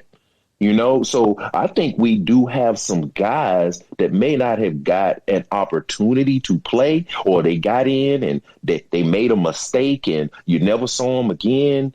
I think we have some guys that need developing. That you heard me talk about that diamond in the rough earlier. I think we may have some guys, man, but they have to be developed, and it's going to be extremely important who comes in on that defensive side of the ball and who is about developing players. Man, you know, Chip West is doing a great job up at Syracuse. Not even sure if that's even an option for us, you know, but if we could have somebody like a Chip who is proven as a recruiter, who is proven as a developer of players. I mean, you know, the last 2 years, all his corners have been all ACC. He had a true freshman this year, 3rd team all ACC. His other one, honorable mention, all ACC. You know, so I mean, he putting dudes in the league. You know, but that's player development, and the ones that came here, the five stars, the Smokes, the Quins, the Andrew Browns, that's all Chip. You know, and so, you know, when you're talking about somebody that's embedded in that 757 area of Virginia, man, the coaches love him because of what he does and how he helps develop these players. We need individuals like that. You know, and if we can't get somebody like that, as long as we're getting folks that develop players, you know, they got to be able to coach, man. I don't want to give a role to somebody just because they went to UVA or, hey, I heard. No. I need some jokers that can flat out coach, because that's what's going to make the difference, because we got to make up for this little shortfall with this small recruiting class, and any transfer portal guys that we can come in, they got to be able to be coached up. So we may not have the best talent next year on the defense side of the ball. So that's when it really come down to if you can coach or not. Agreed. Well, Chip West wants to come back to Virginia. I know that for sure. He told me when he came to school. I heard that too. That he told me himself. He said, if I can get back in Virginia, if somebody will call me from Virginia, I'll leave Syracuse in a heartbeat. What's his number? I call him in like 5 minutes. I'm putting a text message out right now. Yeah, he wants to come back, and especially because his dad had a heart attack. So he definitely wants to get back to Virginia. And you can imitate the coach's voice too, Tremaine. We know that. Well, you know what? I got to go up there to film in about 4 days. He can ride back with me. I drop him off. Hey, just notice, if you call Chip West as Coach Elliott, make sure you put right after everything that's important, right? Yeah, right. Make sure you put right. All right? That's how we can believe it's you. If you don't stay right in the right spot, then you wrong, okay? and also on the 757, we got Daquan Romero, who did that. You know what I mean? And he was the one that got Jeremiah Wusu committed to UVA. Oh, man, don't break my heart right now. Ooh. So, you know, and he's waiting. I talk to him every day, and he said if somebody called him, he'll leave in a heartbeat and go up there and coach. So you talking about Taj Boyd, Daquan Romero, Quinn, and you know, guys like Chip West, like 757 guys. Mm-hmm. Chris Peace. Yep. I'm glad we got him. Coach. Yeah, I'm glad Chris still here, man. Having him and Quinn in the same car is a beautiful, beautiful thing. Yeah, beautiful, no doubt, beautiful thing, man. No doubt. For real. Hey, I tell you what, I was going to bring up Quinn. And the work that he's doing down in 757. I know it's a hard area to recruit because of UNC and North Carolina and Duke and all. It ain't hard. It ain't. We ain't put the effort in. We can say it now. Hey, man, you're giving Quinn a little bit too much love right now. His little goofy ass sitting here don't want to be a speaker, just listening. Don't give his ass no more credit until he has to be a speaker, goddamn. That's how I'm going about it. Forget him. That's him. Nah. That's my bro, man. Y'all that was Petty Hawk. Yeah, man. I know. Me and Quinn petty towards each other because that's my brother, man. So, but F him. F a Kane. I bet you won't be laughing when you see this tape. No, you didn't go back to Minister Society. Oh yeah, he like that because he a movie buff. See, that's I told you that's gonna get his attention. As soon as I quoted a movie, he appeared. Look at him. There you go. Nah, because I already know how I'm feeling right now. I don't even want to say nothing. See, I let everybody be cool. I'm the cool one, though. Y'all, No, your ass. I will air it out. Don't even I do will it. air it out on You are everything. angry. I will air everything I know out. you will. Because I don't play about nothing. Hey, you know what? Don't be scared. Don't be scared. Hold on. Let's introduce him. Before we get started, the voice you are hearing is none other than Quinn Blandon a 4 times. See, I always emphasize the 1, word 2, 4 3, with him. Third. Because that ain't something easy to do. Every season he played at UVA, he was on an All-American list. Every daggone season. Now proceed, good hair. Salute, go. Been All-American since high school, man. Oh, my God. Since high school. Whoa. My bad. That's how you walk in a recruit's house, right there. What grade was you first named the All-American, Quinn? Say that again? What grade? Your junior year, senior year, what year did you make your first All-American? In high school? Yeah. The freshman. I was a freshman. Wait a minute. You was 8 years straight of being an All-American in football? Yeah, I made all them freshman teams. I did all that. Don't worry about all that. I was a 99 composite. Come on now. Yeah. Wait a minute, dog. You was 8 years straight of being my God. Yes, 8 years of it. Talk your talk, Quinn Blandon. God. Hey, you know what, Ball Hawk? You know what? Going back to a previous conversation, Quinn is that perfect example. You see him in an interview, he's all polite, he's respectful. You know, he got that schoolboy smile. But when you put him in between them lines, cuz he's coming with the noise, right? That's why he never let me do a post game interview with him. Yeah, he knew I saw right through it. So he's like, I'm not answering his question. Yeah, no, something between them lines was different. It was different. Yes, sir. Yes, sir. And that's how I feel about everything going on. It's different codes that people live by now. I don't live by them codes. Yes, sir. I don't live by the codes that's going on. Get off your chest, Quinn. Throwback. Yeah, because throwback. See, I was just letting there. See, now you got me started. I even called you earlier, Hawk. You did, but I do want you to get off because you made a lot of sense and with the mindset. Everybody's mindset different, and your mindset is viable. So, you Yeah, articulate it. Yeah, no, I'm just fed up with everything, honestly, to be honest with you. Everyone, everyone wanted Dex. I love Coach Tony as well now, meeting him for the first time and not really having much to say or speak to him about, but just on the lines of just this whole transfer portal thing, in my eyes, I was letting everybody have it. But in my personal opinion, I don't really care too much about anybody. If you want to transfer, you quit on me. That's how I feel at the end of the day. So, and I feel Mendenhall wanted the kids to play in the bowl game. Me personally, I never wanted them to put a jersey on ever again, because that's just me personally. Like, me personally thinking, I blood, sweat, and tears in that jersey, I could have left. Like, ain't nobody have no criteria higher than mine that can say, oh, I'm a transfer from this program. Like, no, I could have left. I stayed and went 2-10.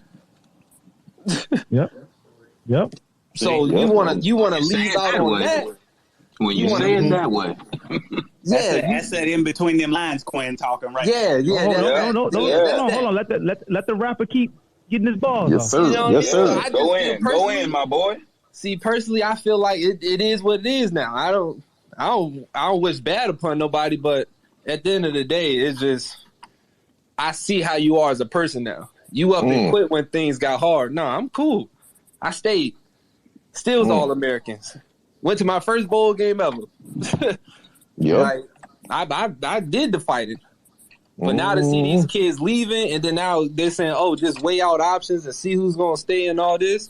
At this rate, if none of them linemen come back, I know how y'all heart is. I already know. Straight up. I've been around y'all. I've seen the heart. It's not the heart I know. It's different codes I live by. Yeah, I've been holding it too long. I got drafts on drafts. Like, are you not entertained? See, this is what I'm gonna have to start doing, because people don't understand no more. Like, and I'm glad that you guys are hosting these things, because it gives a little insight. But I got all the insight. I'm on this side now. Like, I see it firsthand.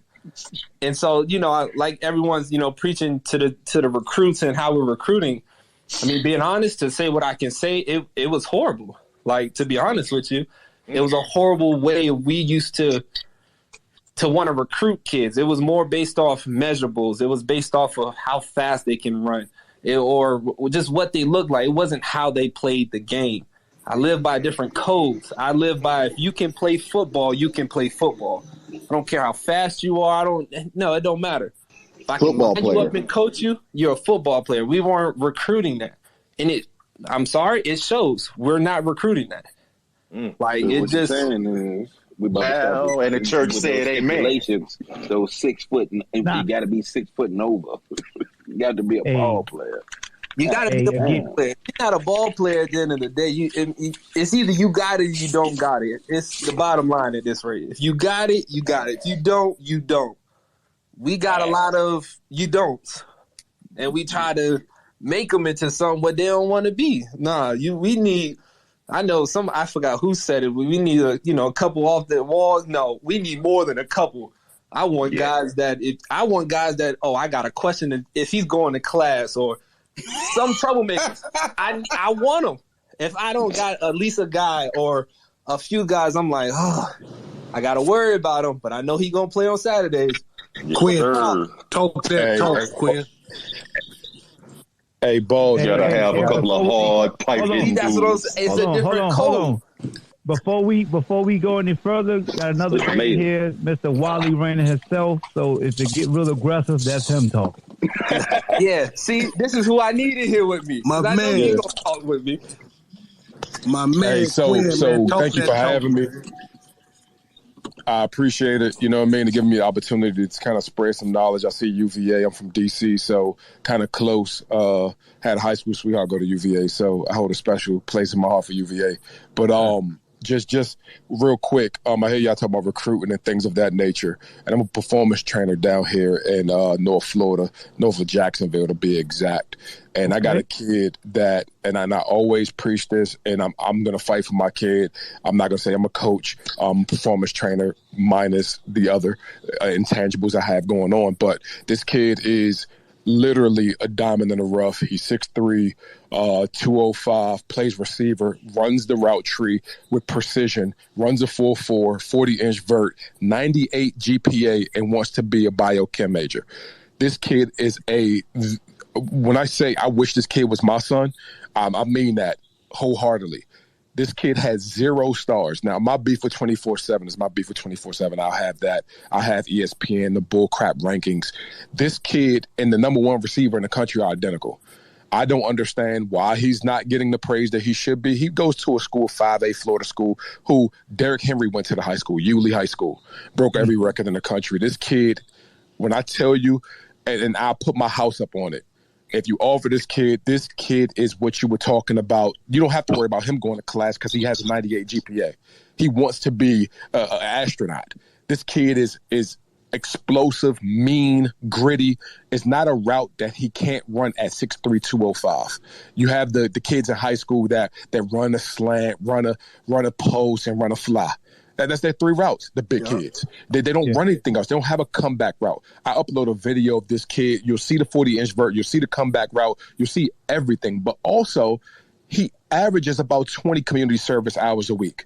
This kid is literally perfect. And I legit say that. But you talk to him and he puts that helmet on, he's a whole different monster. He's mean. He loves to block. He will get in your face, and he'll blow past you and score and point the finger at you. He's not to be played with. So, and I'm telling people this because we're going to camps this season. Last year, he had he aggravated his groin running track, and his mom was like, well, I don't want him to go to camps. You know how moms are. This year, we're not playing it. We're showing up at every camp. We're embarrassing the number 1 corners in the country, and we're taking scholarships. But I'm here to say his name is Zach Drawdy. He's 6'3", 205, all of it in a bag of chips. He's Mike Evans reincarnated. Matter of fact, he runs better. Text that to me. Text all that to me. Send that all to me. DM, and I do my job. I got all the system. And just text that straight to me. Don't worry about none of it. If he can play ball, I don't care. Send it to Quinn Blandon. Just text that right to me. This kid, when you see this kid, he's a model citizen. It's crazy because when we show up at camps, everybody gonna want him because he passed the eye test. He's chiseled, he's smart, he's elusive, he's agile as fuck. Excuse my French, but this kid is, and it's surprising, 0 stars 24/7. Okay, fine. We see the Justin Jeffersons with 2 stars. We see the Aaron Donalds. We see it. We understand they don't know what their job is. They're going to play the politic game. But this kid, nowadays, it kind of plays on a kid's psyche, but not this kid. He don't care. 0 stars, I'm going to take everything. And I told him, it's unmasked robbery. No mask. We walking in there and we taking everything. It's as simple as that. This kid, I was asking who the number 1 DB in 2023 is. Where's he going to be in camp? And not that to talk down on kids because I love them all, but it's competition. Where is he going to be? And I will line up. I will put my house on the line with this kid. It's not a DB in the country that can check this kid. Not one. So when he get on the scene,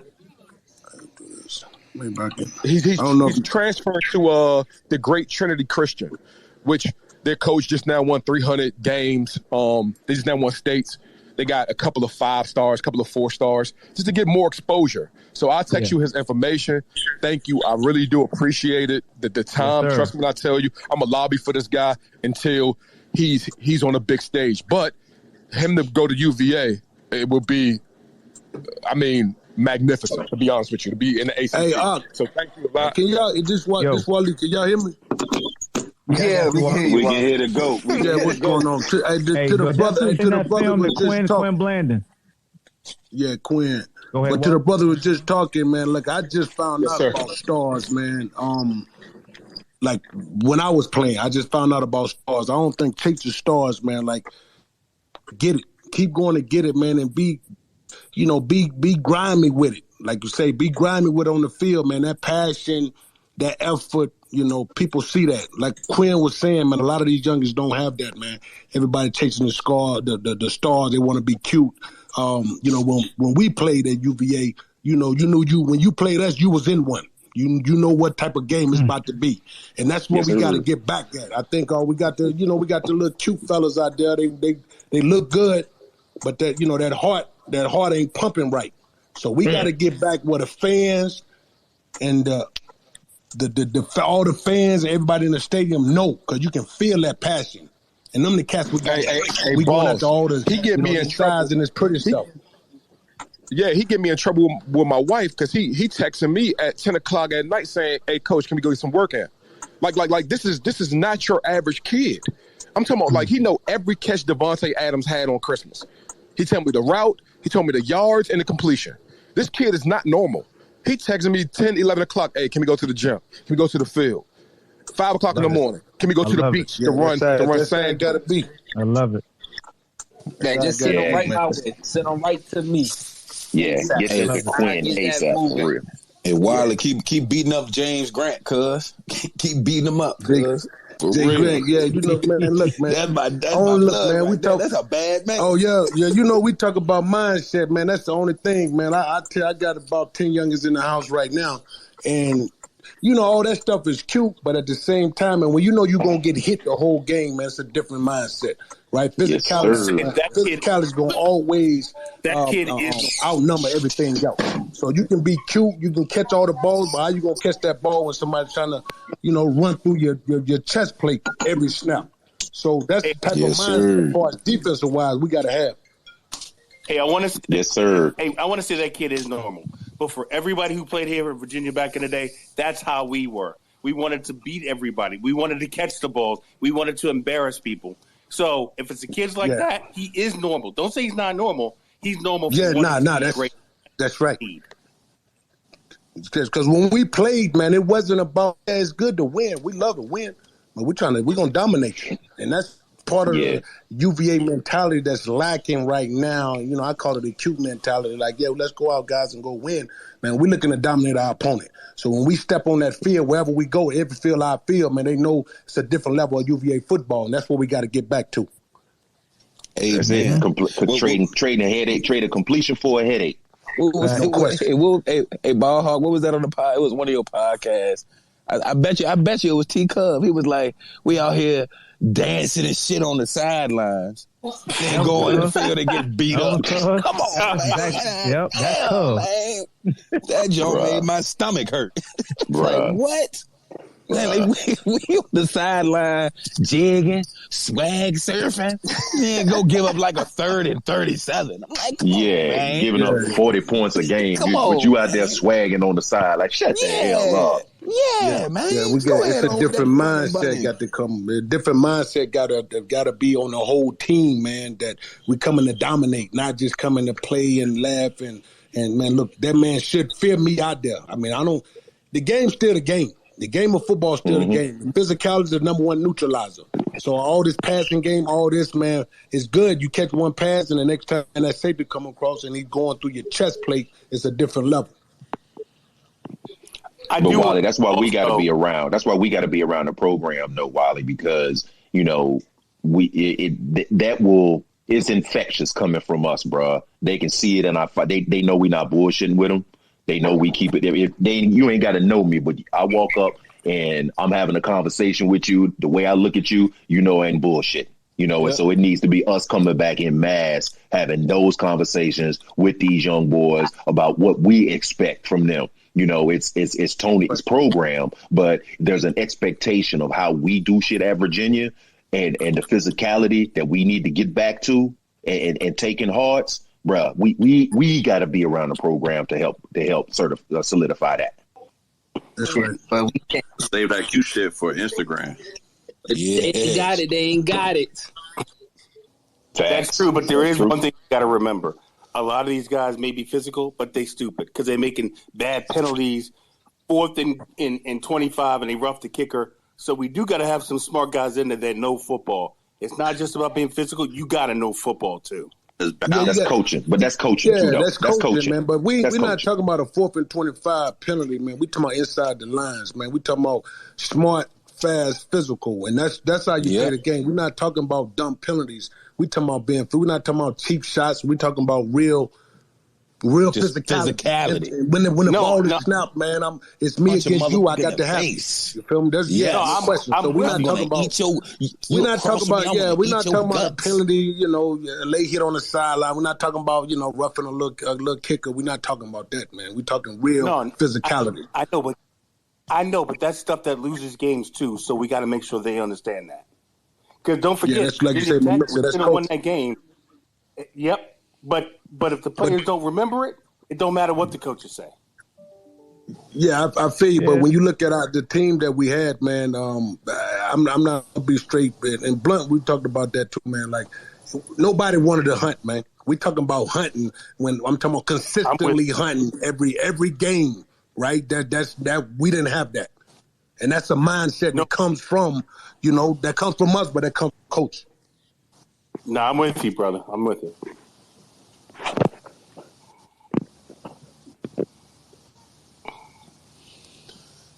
Oh, speaking of Jerry Ratcliffe, he said Virginia targets. I'm gonna share this. I'm gonna share it. Say it. Go ahead. Read it. Read the death note. Read the death note. Go ahead. Man. Yo, salute to Jerry, man. Y'all gonna have Jerry thinking I'm about to petty hole out to get him, bro. Y'all ain't worth a damn, man. I tell you, boy, y'all terrible. But Virginia targets NFL assistant Kitchens as Cavalier offensive coordinator. So you terrible, dog. So now that Jerry done reported on it, it ain't a good thing, is what you just tried to say. Shout out to Zulu, say he DM'd me. Y'all tell Jerry to name that source. Hey, Jerry said, this source lucky he ain't be that day gonna smoke and leaving him out to dry. Yeah, man. What Wiley was saying resonating hard right now. That's all I want to see. We got to get back to that thing. We got to get back to all 11 people on the field need to feel, they need to take that shit personal, dog. You lying, you decided to come to my field, or shit, you decided to come out on your field in that color jersey, we finna fight. From the time the ball is snapped to the whistle blow, I'm trying to put it on your ass. That's that physicality that I miss so bad, dog. And I will say it's a difference. Yeah, and to speak to Cuz's point about the last game of the season at the end, all the guys that I were around, I'm not going to point out the players that were around me, but all of them wanted to fight when they saw those opposing fans coming on the field. Like, they took it personal. They got emotional. Like, their pride came out. So when I saw a lot of people lumping the whole team, saying, "Oh, them boys talking," like, trust me, they wanted to, but all I know is Danny Woman wouldn't have let this happen. Hell no. I'm trying to say, somebody squaring the milk. In the mouth. What? Coach Woman would have fired off on the first person that came on the field. He would have sparked it. Salute to Coach Woman, man. But like you say, you gotta talk with those Rodales. Those Rodales got to talk from the first play to the last, man, and that's how you gonna get that respect. So you got to be a physical team. Period. Period. That's fact. That's fact, man. And everything starts, whether you like it or not, you're an extension of whoever your coach is and the mindset that your coach takes. It's just how we wire, man. That's just how we wire. Like, you are extension, unless you just anomaly and you can be the exception to the rule. Don't get me wrong. But in team sports, you always going to reflect the leadership around you. And it's not a knock on that person, but it just is what it is. That's what it boils down to. That as a fan, you can't do nothing but assume. So you're going to assume, like, damn, if they like that, then they must not be doing something when they preparing. It sounds like we need Wally on staff. Sound like it, don't it? I agree. Yeah, they need to get my dog in some capacity, at least with them channels. Like I said, I talked about how Deion, how he used to be that bridge with recruits and stuff, and how he would go get guys. All the influence Wally got with the youth leagues where he's at, what? That's top priority. Oh, what area up there? Let me call Wally. Wally, you know so-and-so? What you think about him? I don't even need to see the film yet. What you think about him first? I just know he a smart man, dog. Like, he didn't put himself in a position to lose. So I do feel like he will be utilizing, you know what I'm saying, the alumni. Yeah, and at the same time, he already knew about the state. He done been picking out the state for years, 11 of them to be exact. 11 years he been picking up out this money. So I find it just extremely hard to believe you got people like Hagans, Clint, you know what I'm saying, Quinn, and then all your alum that you seen come out and show out for you that first day, and people walking up to you, hey, man, I'm such and such, you know what I'm saying? I coach down here. We going to be talking real soon. We going to be talking real soon. That's the bridge that needs to be connected right there. You know, I find it hard to believe that that's not the situation. A man ain't stupid. He's a very relatable coach. Like I said a couple times ago, you know what I'm saying? As a coach, we can talk about music with. Somebody we can talk about Air Force. We can talk about them cool gray Jordans. Whatever it is you're trying to relate. You're very relatable, my guy. You are very, very relatable. So I find it hard, very, very hard to believe that that's not the circumstance that's about to be in front of us, to where he gonna do everything in his means to take advantage of the things that are around him. You know what I'm saying? That I feel like that'd be real illogical for him to do, to come to Virginia, keep some of the most high-profile cats in Virginia.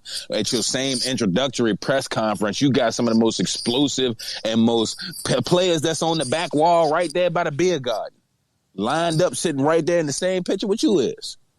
I'd be damned. I'd be dipped in shit and rolled in breadcrumbs. We're going to make this thing work.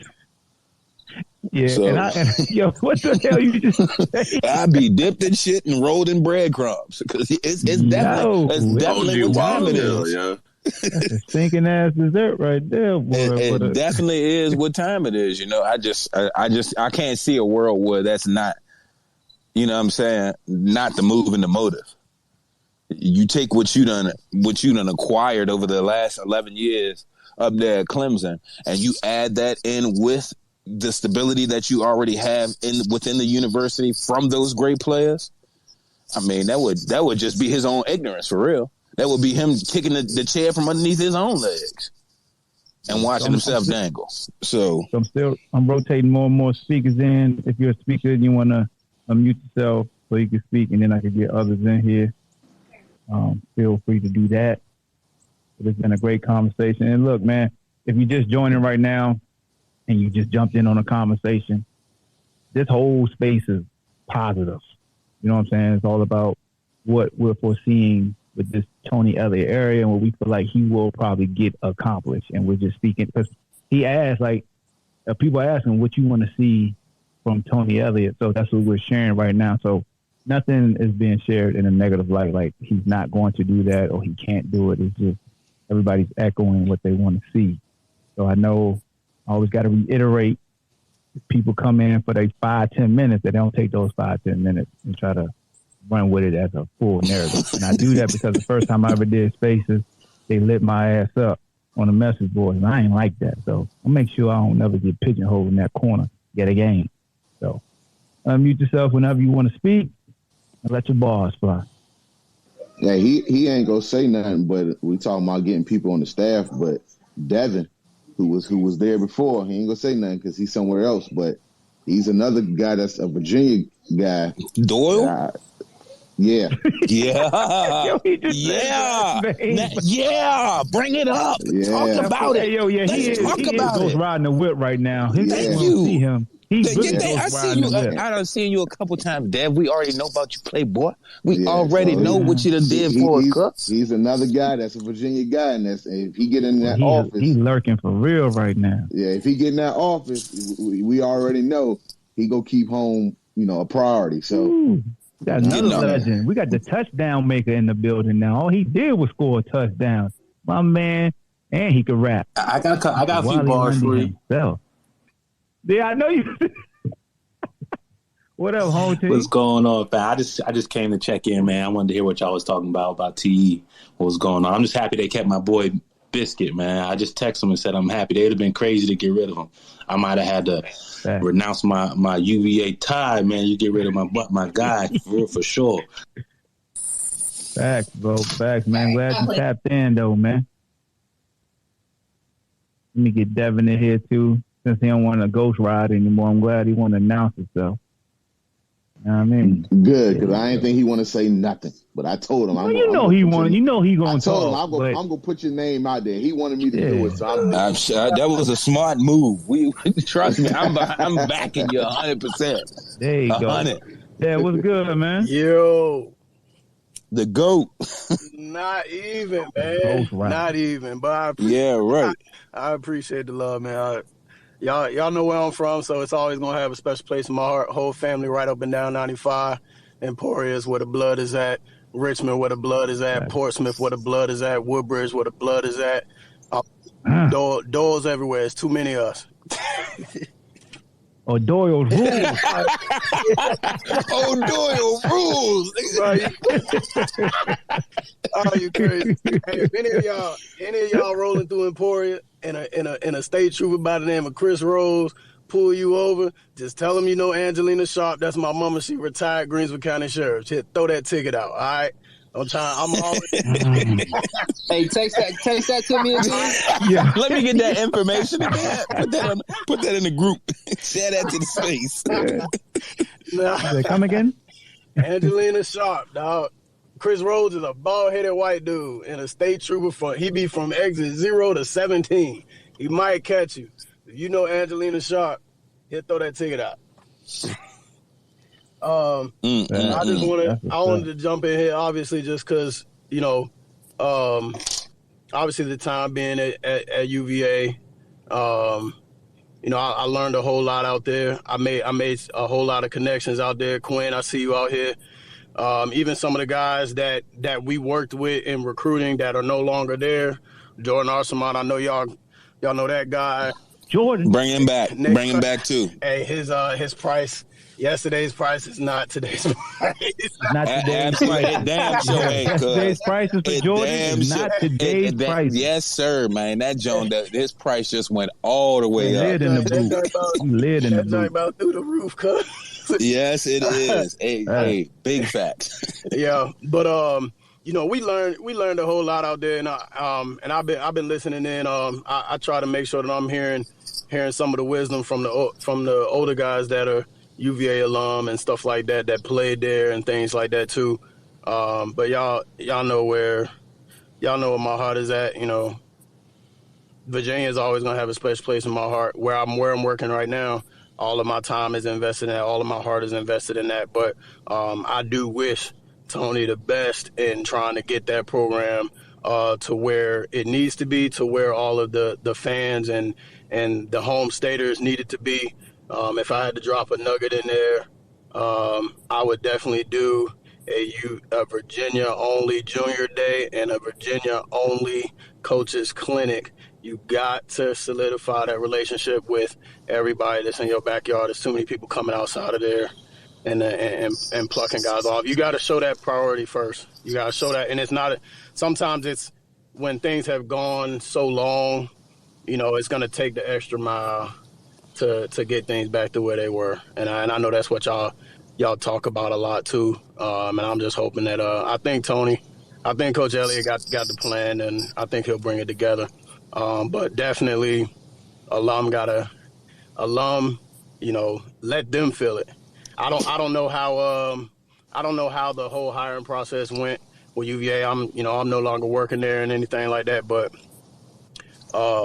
if anybody wanted to get that program back together, they should be outreaching to everybody who played there as well to give you guys a space and an opinion, and especially ones that have won a lot of games there and things like that. Y'all voices should definitely be heard. So, I don't know if anybody from UVA staff is on this thing right now, but they should be. They up here. Oh, all right. Well. But no, respectfully, and that's the thing, man. They stay to the street. That's why I like having these Twitter spaces, because I'm not a negative dude. Oh so yeah, for sure. They know if I'm holding something. For the most part, me personally, I'm trying to keep it positive. Now I will let people vent. Like I do not control human beings. Okay, I'm not a god, but for the most part, I try to keep everything positive. And when you hear negativity from somebody on how they truly feel, I think that makes you better, because it makes you work on yourself. So Yeah, anything, I think you want to reach out to alum. But at the same time, you got to, Coach Elliott's going to have his own vision. And I respect that. And the thing is, we're going to try to make sure we're available to do anything we can to help him be successful, because if he is successful, then the program is successful. And that's all we want. Same thing with Bronco. When he came in, we understood that how he worked. We adapted and shaped our mindset to align with what he wanted. Yep. And we try to make that work as well. And we had some successful seasons. The program's out the mud now. It's on a solid foundation. So that's what I'm saying. We appreciate Bronco. And it was no different than when we got guys transferring now. That's a sensitive subject, but we appreciate all those young men, what they did for this program. Oh, absolutely. Got 3-4 years they were here. But then they know we're competitors. So we'll tell them, yo, if we play you, we're going to kick your ass. If not, have a great year. Yeah. You know what I'm saying? So that's just what it is. I want to make this clear too. No, man, no, I'm not going for it. No, now, I ain't going for that. I'm not going to be the nice guy. I'm going to let them know what it is. Nah, you quit on me. Bet, say less. That's all I'm going to say. And ain't nothing wrong with that. A rocket today. You see how Quinn is still my brother? I still love him. He can have that opinion, and I'm not knocking him for that, because that's him. That ain't no facade. That is him. Yeah. You know what I'm saying? Just like I call him Drake, and he want to punch me in the face. That's just he's got to catch me first, and I juke him. You know what I'm saying? Hey, ain't too many people did that in their lifetime. I'm still alive. Oh man, I do got to make it clear on here too. Just, no man, Broncos staff, I 100% respect, and at the end of the day, just for me and my walk in this career, I have to thank them for everything that I've gotten after I left UVA as well. So I just wanted to make that clear that Bronco is somebody that I consulted every kind of career move I made. So he's been good to me. I know that others may have different opinions and stuff like that, but I do think everybody knows that program over there in Charlottesville is a monster that's ready to awaken. You just got to put the pieces of the puzzle together, and it will happen. People gonna leave. I'll say my piece about what I feel like the transfer portal and things like that are doing. There's no knock to anybody that feels like they got to change their situation, anything like that too. But there's gonna be a big shift, even regardless with NIL. There's going to be a big shift on how you recruit and retain your players. Because now it's not just recruiting them to get there. You got to fight to keep them there every year. And we know what we know about, obviously, I ain't old. I'll be 32 next month. But a lot of the younger generation right now are kids that are a little bit fickle about certain decisions that they make and things like that. So their first wave of adversity when they get into a program, sometimes it may shake them a little bit, and their first thought process is to get out. But how you change their culture is what's going to keep people there. The culture is going to be the piece that keeps everybody rocking with you. If you got to be a player coach, you got to have a mixture of player coaches on your staff and support staff. All of that stuff is going to become key, because a lot of people, when kids take those first steps out of their parents' homes and they go through something hard, if you don't have that culture that teaches them like, hey, no good result at the end of the wall is good unless you go through something hard. Like you're losing kids that you spent a lot of resources in recruiting to get them there in the first place. That's going to be what hurts you the most. So I do think the biggest test for Coach Elliott is to maintain that building that he got in there, maintain the guys that he has there, so that anybody else he brings in there, this first signing class that he has and stuff like that, those guys are walking into a program that are that is solid. They know they're gonna be brothers and stuff like that. They're gonna go through those hard workouts and everything like that. And when you feel like you about to quit, somebody finna lift you up and be like, nah, dog, we gotta go. Come on. We trying to rake this monster up. We trying to run it in the ACC. You feel me? Amen. Yeah, appreciate that. Big facts. Yeah. We got the OG in here, Coach Glove in the building. All right. G. Coach G, what's up, man? Glove, what's up, big dog? Can't hear him. It isn't. Well, we can't hear you, man. I know you off mute, but mic not working. Well, until he get on, I'll piggyback off of what Dev said with the whole that Virginia camp Y'all can hear me? having a camp. Yeah, there you go. Yeah, Go ahead, word. What's going on, family? How y'all doing, man? I hope everybody having a blessed holiday season. My man Wally, what's the deal, family? What up, bro? You know we here, baby. I know that's right. Hey, it's two Wallies in here now. Hey, Wally, talking about 4-4, baby. Wally, what's up, man? Quick story. Wally took care of me when I got to the Texans, though. I ain't gonna hold you. What's happening? He picked me up. Hey, I appreciate you. I ain't You never already get to know tell it's you that. love. I appreciate you. Man, there's no words, man. You know it's love. Yeah. I just want to piggyback on what Devin said, man. You know what I'm saying? I did a video earlier today. I didn't even know he was going to speak on that matter about recruiting your own, you know what I'm saying? You got to recruit your own room now. You know what I'm saying? That's just where football is at, where we got to worry about keeping our kids, you know what I'm saying, in-house. Making sure they solid first before we start reaching into the portal to go get somebody else.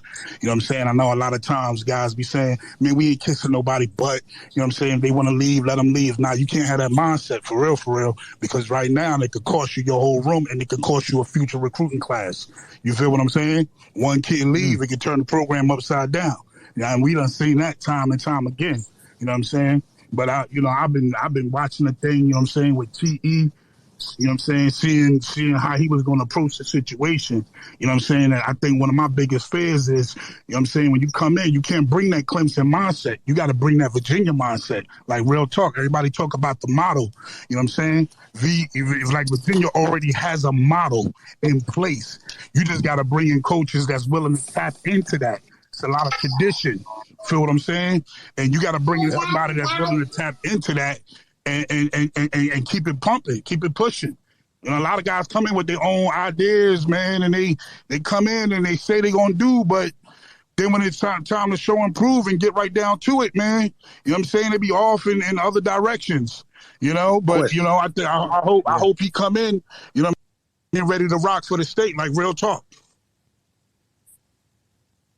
Yeah, and that's the one thing I do respect about Tony Elliott when he talked to us. He said, look, I'm not trying to make this Clemson at UVA. I'm here to build what UVA culture was and elevate it back to what it was before he got here and continue to compete for ACC championships and take the next step. So he did say that he wasn't trying to make this. Oh, wait a minute. Somebody getting a phone call. Yeah, I'm gonna mute. That was Vince. But yeah, he did say he wasn't trying to make this Clemson. He emphatically said that to alums. So I can share that with folks that that's one thing that he did want to make sure we knew. Hey, I'm not trying to bring the Dabo Swinney way or the Clemson way. I'm trying to understand UVA's culture and how can we take it to the next level. So salute to that. Yeah, so you made great points about recruiting your own room because that's the truth, man. With this transfer portal, if they do that, hey, you get that 1 year mulligan, meaning you don't have to sit out. Then every single year, you do have to make sure because in recruiting, who you have on your team plays a role in the guys that you get to come as well. So those relationships. I agree. I agree with Dev. What Dev said, man. Like you're gonna need some relatable coaches, like those young guys, like the UVA guys, is the alumni that's there. Mm-hmm. I wonder, is he, you know, how many UVA alumni is too many to be on staff? Like, what's he thinking as far as like bringing those guys back? Because we care about a lot of these guys are jobs. You know, I'm in the coaching. It's jobs. I'm trying to get a job. It's good. You're going to get to the job and you're going to do the job. But if you got some guys into that bleed, that orange and blue, it's going to be a little bit more. Like you said, like you see with Hagans, you see his position, that he developed it a little bit more. You know what I'm saying? So I just feel like it got to be a balance. You can't have the whole staff full of alumni, but you know, got to be a good balance. And those, I feel like they would relate more to the guys on the team because they've been through it. No, agree. And that was always my question too. While it was like, how many do you keep on the staff? How many is too many? You know what I'm saying? Because you want to find a happy median. And when you have been to a school, it means a little bit more to you. And you definitely carry it out. And you definitely want to, it's not just a job to you because knowing Biscuit personally, and I can speak on his behalf, he about bettering these young men, like making them great human beings. But you got to lose sight of what his job is calling him to do. He wants to develop from top to bottom, meaning if a guy go down, you may not have the same talent as a guy that went down, but your ability to play at a high level will be on full display. You know what I'm saying? It's not like that. To me, sometimes people say next man up. It's almost like you just missing the person who got hurt. But it's like, no, I'm telling you that he's going to be just as prepared. He's going to have his own talent to where you'll be like, damn, he good also. You know what I'm saying? Yeah, because it's hard. You know, I remember having conversations with Biscuit when we was in school, and we used to always be like, man, like we used to, like, yo, I'm gonna always come back. Like I'm gonna always be a part. Like this is no matter where we at, this is always gonna be a part of us. Like, and he's living it. You know what I'm saying? Like, and I just feel like there's more guys. You got more guys like that, you're gonna retain players, but also you're gonna get players that care. Facts, bro. Facts. It's just you just want it to where. Yeah, everybody has a job, but we all know, man, when you truly love something, the best feeling in the world. It's not a job anymore because you getting excited, getting up there, getting it in. And the feeling's been back. Like, even when Bronco, his dad was here, the feeling of guys wanting to pour into, young men was there. But I'm just excited that the new regime is just as energetic and passionate. You know what I'm saying? So that's what I'm most excited about. So, yeah, man, we got a couple more minutes. We got a lot of people in here.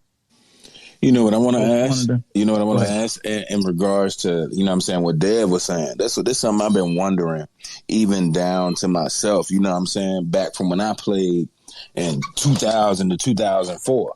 You know, those 4 years, every single year, I got to go to Virginia and stay for a week and stay there at a camp.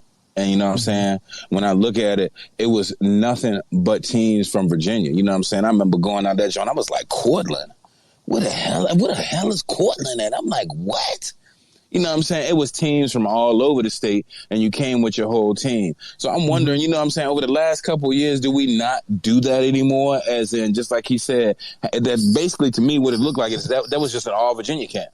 It was Virginia coaches. It was coaches from the high school. Does that not happen anymore in terms of summer camping with teams in the, you know what I'm saying, in the state? I know so I don't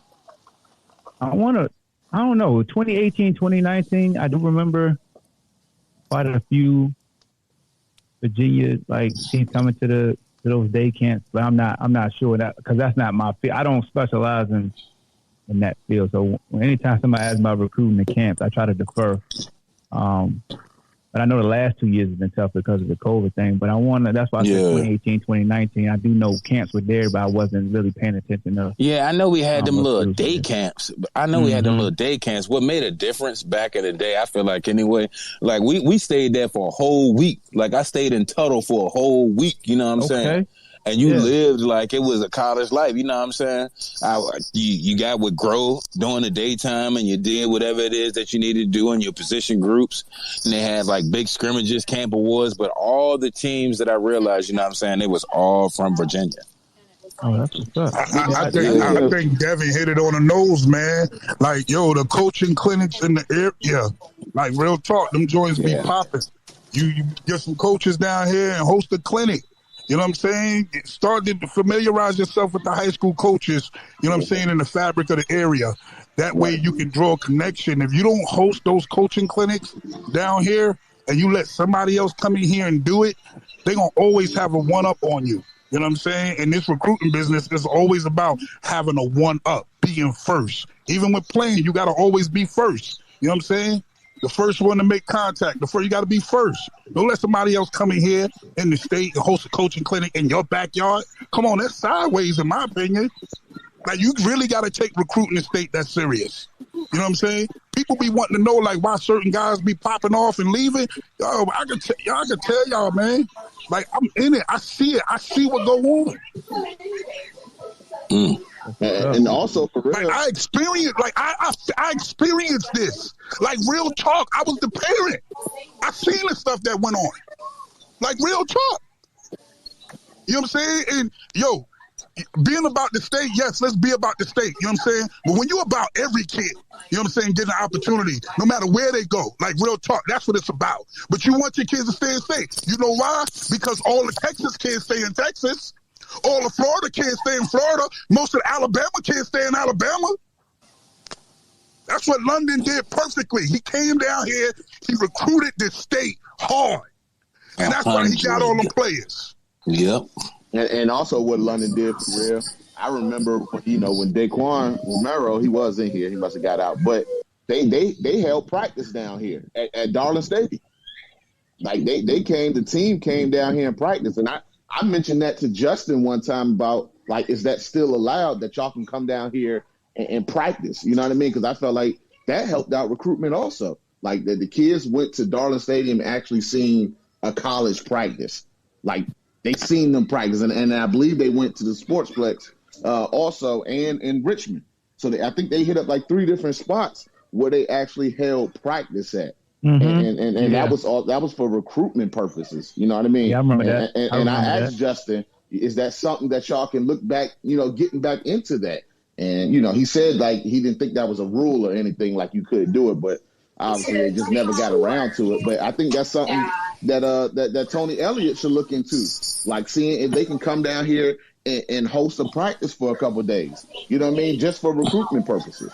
I love that idea. That idea right there. That's it. You know how many times I be complaining about they need to come down here in Richmond, you know what I'm saying? Get back to where it is.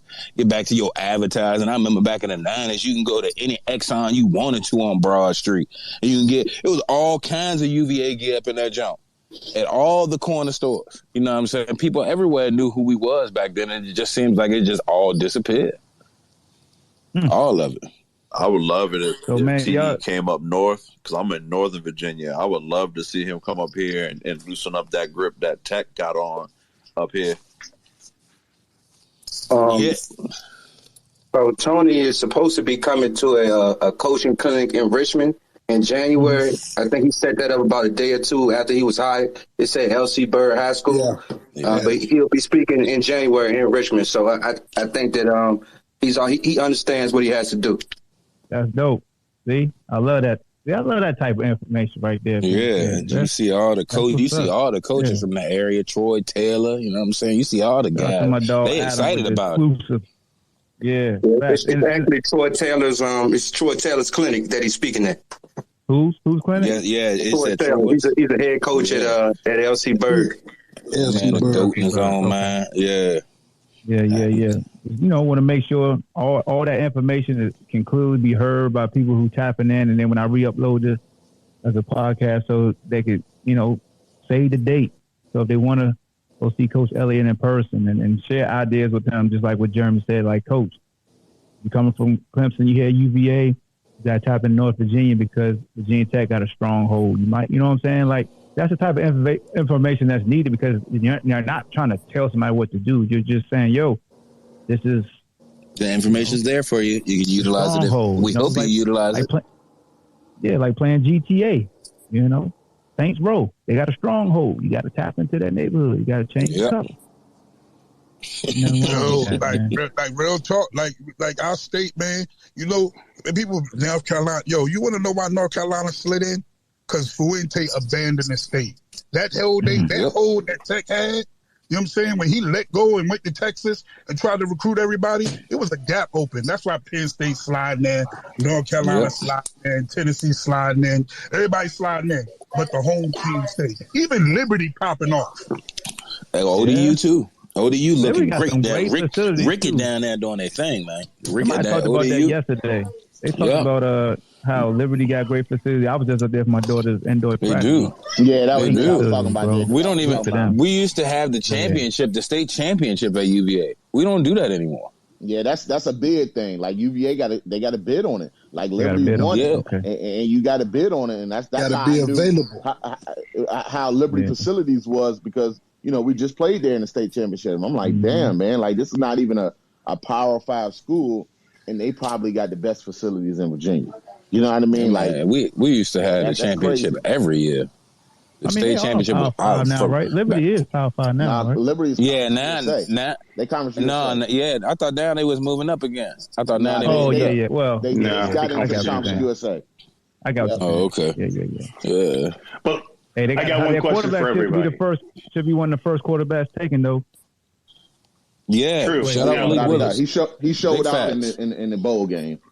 Yeah. Shout out Hugh Freeze too. He know what he doing on here. That man smart. What? Who stated that he had something to say? My bad. Don Bryant. My quick question is: how do we tap into the alumni other than the ones that are on these calls? Because we got a lot of alumni out there who played, and I never hear from a lot of them.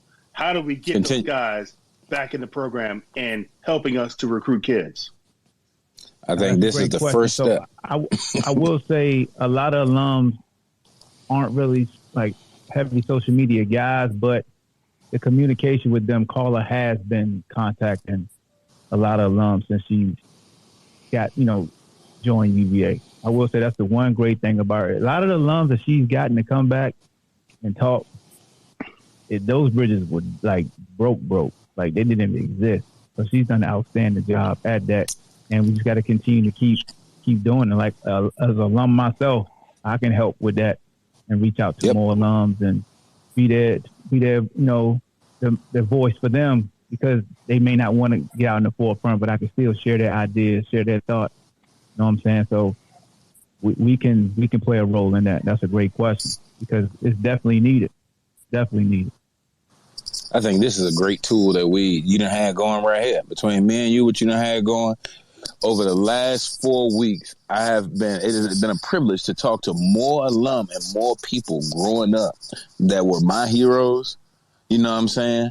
And right now, than I ever would have had dedicated to these spaces. You know what I'm saying? Even though, just like he said, a lot of alum, some might not be on social media, but I can guarantee you with all the alum that keep coming in and out every single week, some of this shit resonating with some of y'all.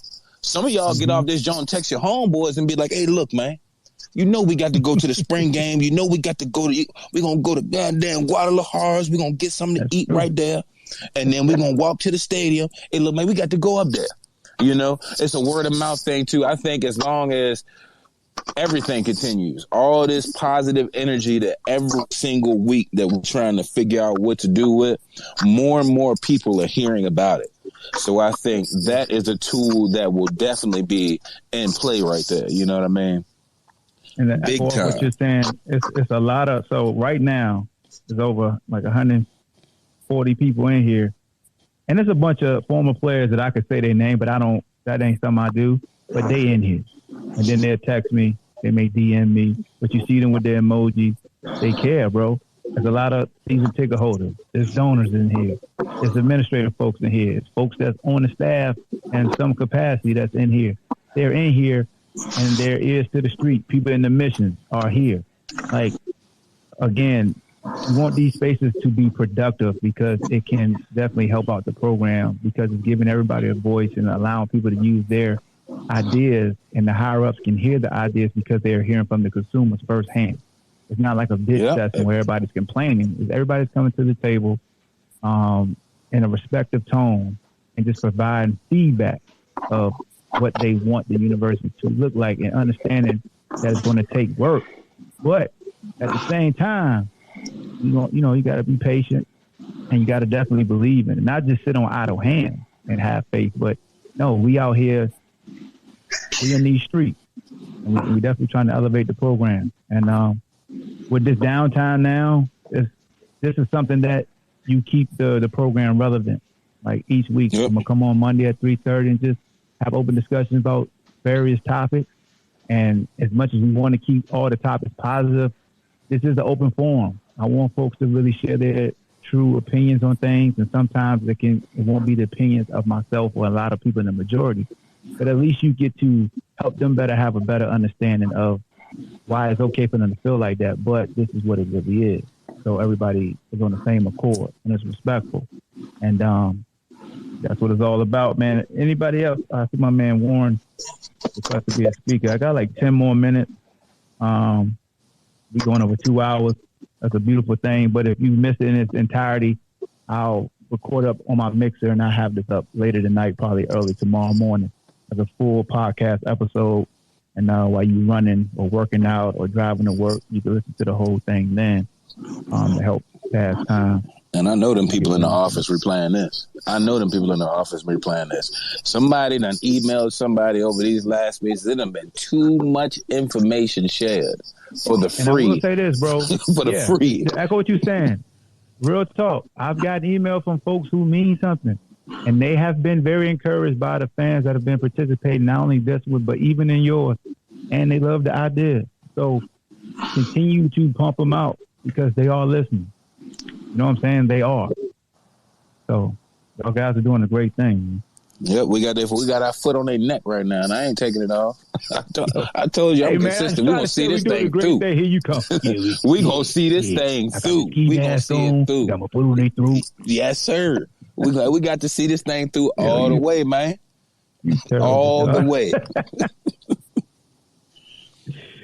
Oh, man. So, yeah, man, appreciate everybody for tuning in. I do want to say this, though, man, respectfully, to all the young athletes that come into spaces or send me film on DMs, I'm respectfully not a coach. I'm just an alum, and I'm in the media, and I work with the team. So if you send me highlights, I'm still look at them because I love to look at film. I try to forward to folks that I know that's in the scouting department, but if you could just respectfully send them to the scouting department yourself and use the same approach with them, it'll mean a lot because it's different when it's third-hand information, like, you know, you send it to me and I send it to them versus you just sending it directly to them. If you need me to point you into the right direction, you can DM me and I can DM you the name of the person you can send that film to. But I'll still watch the film, though. Definitely, because I still be chopping it up, breaking y'all down, seeing what y'all could do. But I want to make sure they know that I am not on the coaching staff. I just work in the media, and I know a lot of coaches on the coaching staff. I'm just a regular fan. That's it. Yeah. I'm just a fly on the wall. That's it. Girl. Buzzing around. But definitely don't think you waste your time sending me your film because I'm looking at it, and I'll pass it along. But that same approach you have with me, those words you saying, your selling point, it'll be even better when you send it to them firsthand, just as well. I love the way that y'all get out here and market yourselves, and y'all not afraid to putting yourself out there because that says a lot about you guys. So salute to you young kings for doing that. Mm-hmm. But that's it, man. That's all I got, bro. We went 2 hours. This was a great discussion today. Hopefully everybody enjoyed their holidays. Hopefully you can find some overtimes to re-up because things are expensive out here. Good God. Happy holidays, everybody. No better feeling than the faces of the people who are opening those gifts that cost so much money, though. Mm-hmm. And all the good food you was eating. But man, on the good food, make sure hey, look, this next hour and a half is about the last of them leftovers. If you eat it tomorrow, you trifling. You nasty. Calm down, cuz. You don't need to do that. All right? Live safe out here. It's a whole pandemic, and ain't no reason eating sour turkey. New Year's resolution don't kick in until January 1st. You got a whole couple days to be stupid. Yeah. I'm saying that, facetiously. Don't really be stupid. But if you want to drink eggnog all day and eat cupcakes, you got all the way until January 1st for your New Year's resolution of, I'm going to make sure I eat right. I'm going to work out. You still got time, man. Have your fun. But when the first come, I'm going to be right there talking about come around with Prolific. Get your miles in, baby. Y'all killing people. Y'all be running like 90 miles. I was like, damn, I can't even say none of them. Fuck around, I'll be in the ambulance somewhere. Hey, any word on the coaching clinic? Are they still having that? The big one, the convention? The one that's in Richmond? No, the one that's in Texas, right? Yeah. So I'm glad you said that, Coach B. Somebody DM'd me when we talked about that yesterday, and they said, and I'm going to pull up the DM. It was like, there is no way they could see that it would be canceled. Yeah, so much money that's been spent, but I wanted to go, but I'm like, I ain't about to sit and buy a plane ticket and all that, and they end up canceling it. Yeah, they said the AFCA is happening. It would take a state mandate for it not to, and no one foresees Texas shutting down. And that was from Route Analytics. He said, Texas don't care. They wide open. Yeah. So salute the Route Analytics for that information. But they said unless there's a mandate, they don't foresee that it's going to be canceled. So y'all got any other thoughts, man? I see my man Malik up here now. Shout out Tim Smith. That man ain't dropped a pass still. You know what I mean? He probably got on who? Man, Tim Smith, the GOAT. You know what I mean? Hey, man, forget Tim, man. He broke my damn record down there. That man ain't dropped a pass yet. Like, all them damn touchdown catches he had. Facts, my record supposed to stand forever. I hate him. Nah, Hey, man, I know you got the new Timberland that year. What up? Hey, Hawk, want to get at the moment of professional privilege. If y'all have not listened to the Lockdown with me and Hawk, y'all need to peep the podcast for real. Or you catch it on Locker Room Access, Apple, Spotify. Get it in. That is the premier podcast right there. I'm gonna advertise that because I'm trying to tell you, them two together is the funniest duo on a podcast that you can put on in your whip, him, whatever bro. It is, man. I'm trying to calm tell you, down, man. Bro. If you if you're not listening, if you ain't listening and giggling, then I think something might be wrong with you for real. I for real. You don't realize how funny Cub is, bro. Yeah, I'm funny. He's funny. Yeah, that Joker is hilarious, bro. He be like, "Why are you laughing?" I be like, "You don't hear what you just said." But it's just great. It's great just to have former players and coaches on, man. As you always say, giving them their flowers. People don't know the story, the things that they've gone through when they were in the program. People have one perception of an athlete and see things. Wow, that career may not have worked out. Well, you learn a lot about why it may not have, or why somebody needed some help resurrecting their career, or, just a lot, guys that talk about their struggles. The struggles after the sport and finding their way. So, we appreciate them giving us the opportunity to have that platform to celebrate the former players and coaches. Cub, and we have a lot of damn good to fun. hear you, brother. I was just saying, Cub, Don Bryant, good to hear you, man. Good to hear your voice. Hey, what's up, Donnie? How you doing, man? Good, man. That's what it's about right there. Get all quiet. That's what it's about right there. I'm about to say that. You know what? That's what I'm gonna do Wednesday. I'm about to just start mass tweeting alum. Like Wednesday, I'm trying to sit and talk to y'all. Bro, we about to bridge the gap. That's what we finna do on Wednesday. We finna bridge this gap. Straight know up. you, bro. They definitely know you. Trust me, they definitely know you. That's why I always try to make sure when you schedule yours, I send it out because you're talking about something that's near and dear to them. So they're going to tap in. And the one thing I love about Spaces is super easy. I mean, it's just like being on the phone. You can still load up different apps and continue to walk around. So that's what I love about it, man. It ain't like you got to sit in front of a camera like being on StreamYard. So that's why I utilize this on Mondays and I do StreamYard, different things. But it's dope, man. And this is, I didn't intend to be doing this weekly. When I jumped on here, it was just like a reaction to something that went down a couple of weeks ago. We all know what that was. And, people was like, yo, can you do another one? And then you started doing this. All right, can you do one this day? And then he do it on that day. Like, why not? So, that's what's up, man. So I ain't going to talk y'all head off no more. Wife looking at me said, you said it was only going to be an hour. And y'all know my timing is different. I know how it is.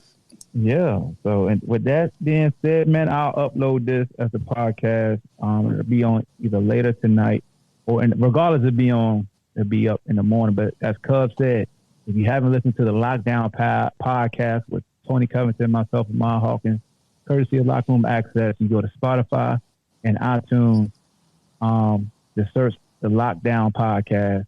It's all former coaches, players, administrators, anybody that's attached to the university. You don't want to miss the likes of Thomas Jones, Sean Moore, Ray Roberts. The list goes on and on of individuals, and Coach Gamble, legendary strength coach that got all those guys ready. Trust me, you don't want to miss their stories because it's something that a 30 for 30 wouldn't do justice because they ain't got Tony Covenant and seeing it in the vehicle. It's got daggone different when you got T Cub sitting there driving the vehicle. He's just built different. So check that out, man. And then if you want to listen to my Spaces, the Ball Hawk Show podcast, y'all know I oversaturate the game, so it ain't hard to find mine because I'm gonna send it to your ass. God dang it! So you know how we do. It's a little different. Petty Hawk is alive and well. Yes, sir. Y'all got Petty Hawk to show up on the stage today. Y'all ain't worth a damn. That being said, man, you know the motto good is the enemy of great, be great in everything that you do, man. Never let nobody tell you you can't do what you set your mind out to do. UVA football, the new era is here. Tony Elliott. Tim, Honcho. Kept my man Biscuit. He kept my man 2J. Kept my man Clint. Now the search on who else going to fill the coaching position. Got the back coach from Clemson. And then we kept a coach from our staff. So there we go. That was a nice blend too. Kept Biscuit. Yeah, talking to him now. Texting him now. All right, man. Y'all be easy, man. Appreciate y'all. All right, yep. Yes, sir. All right, here we go. Peace.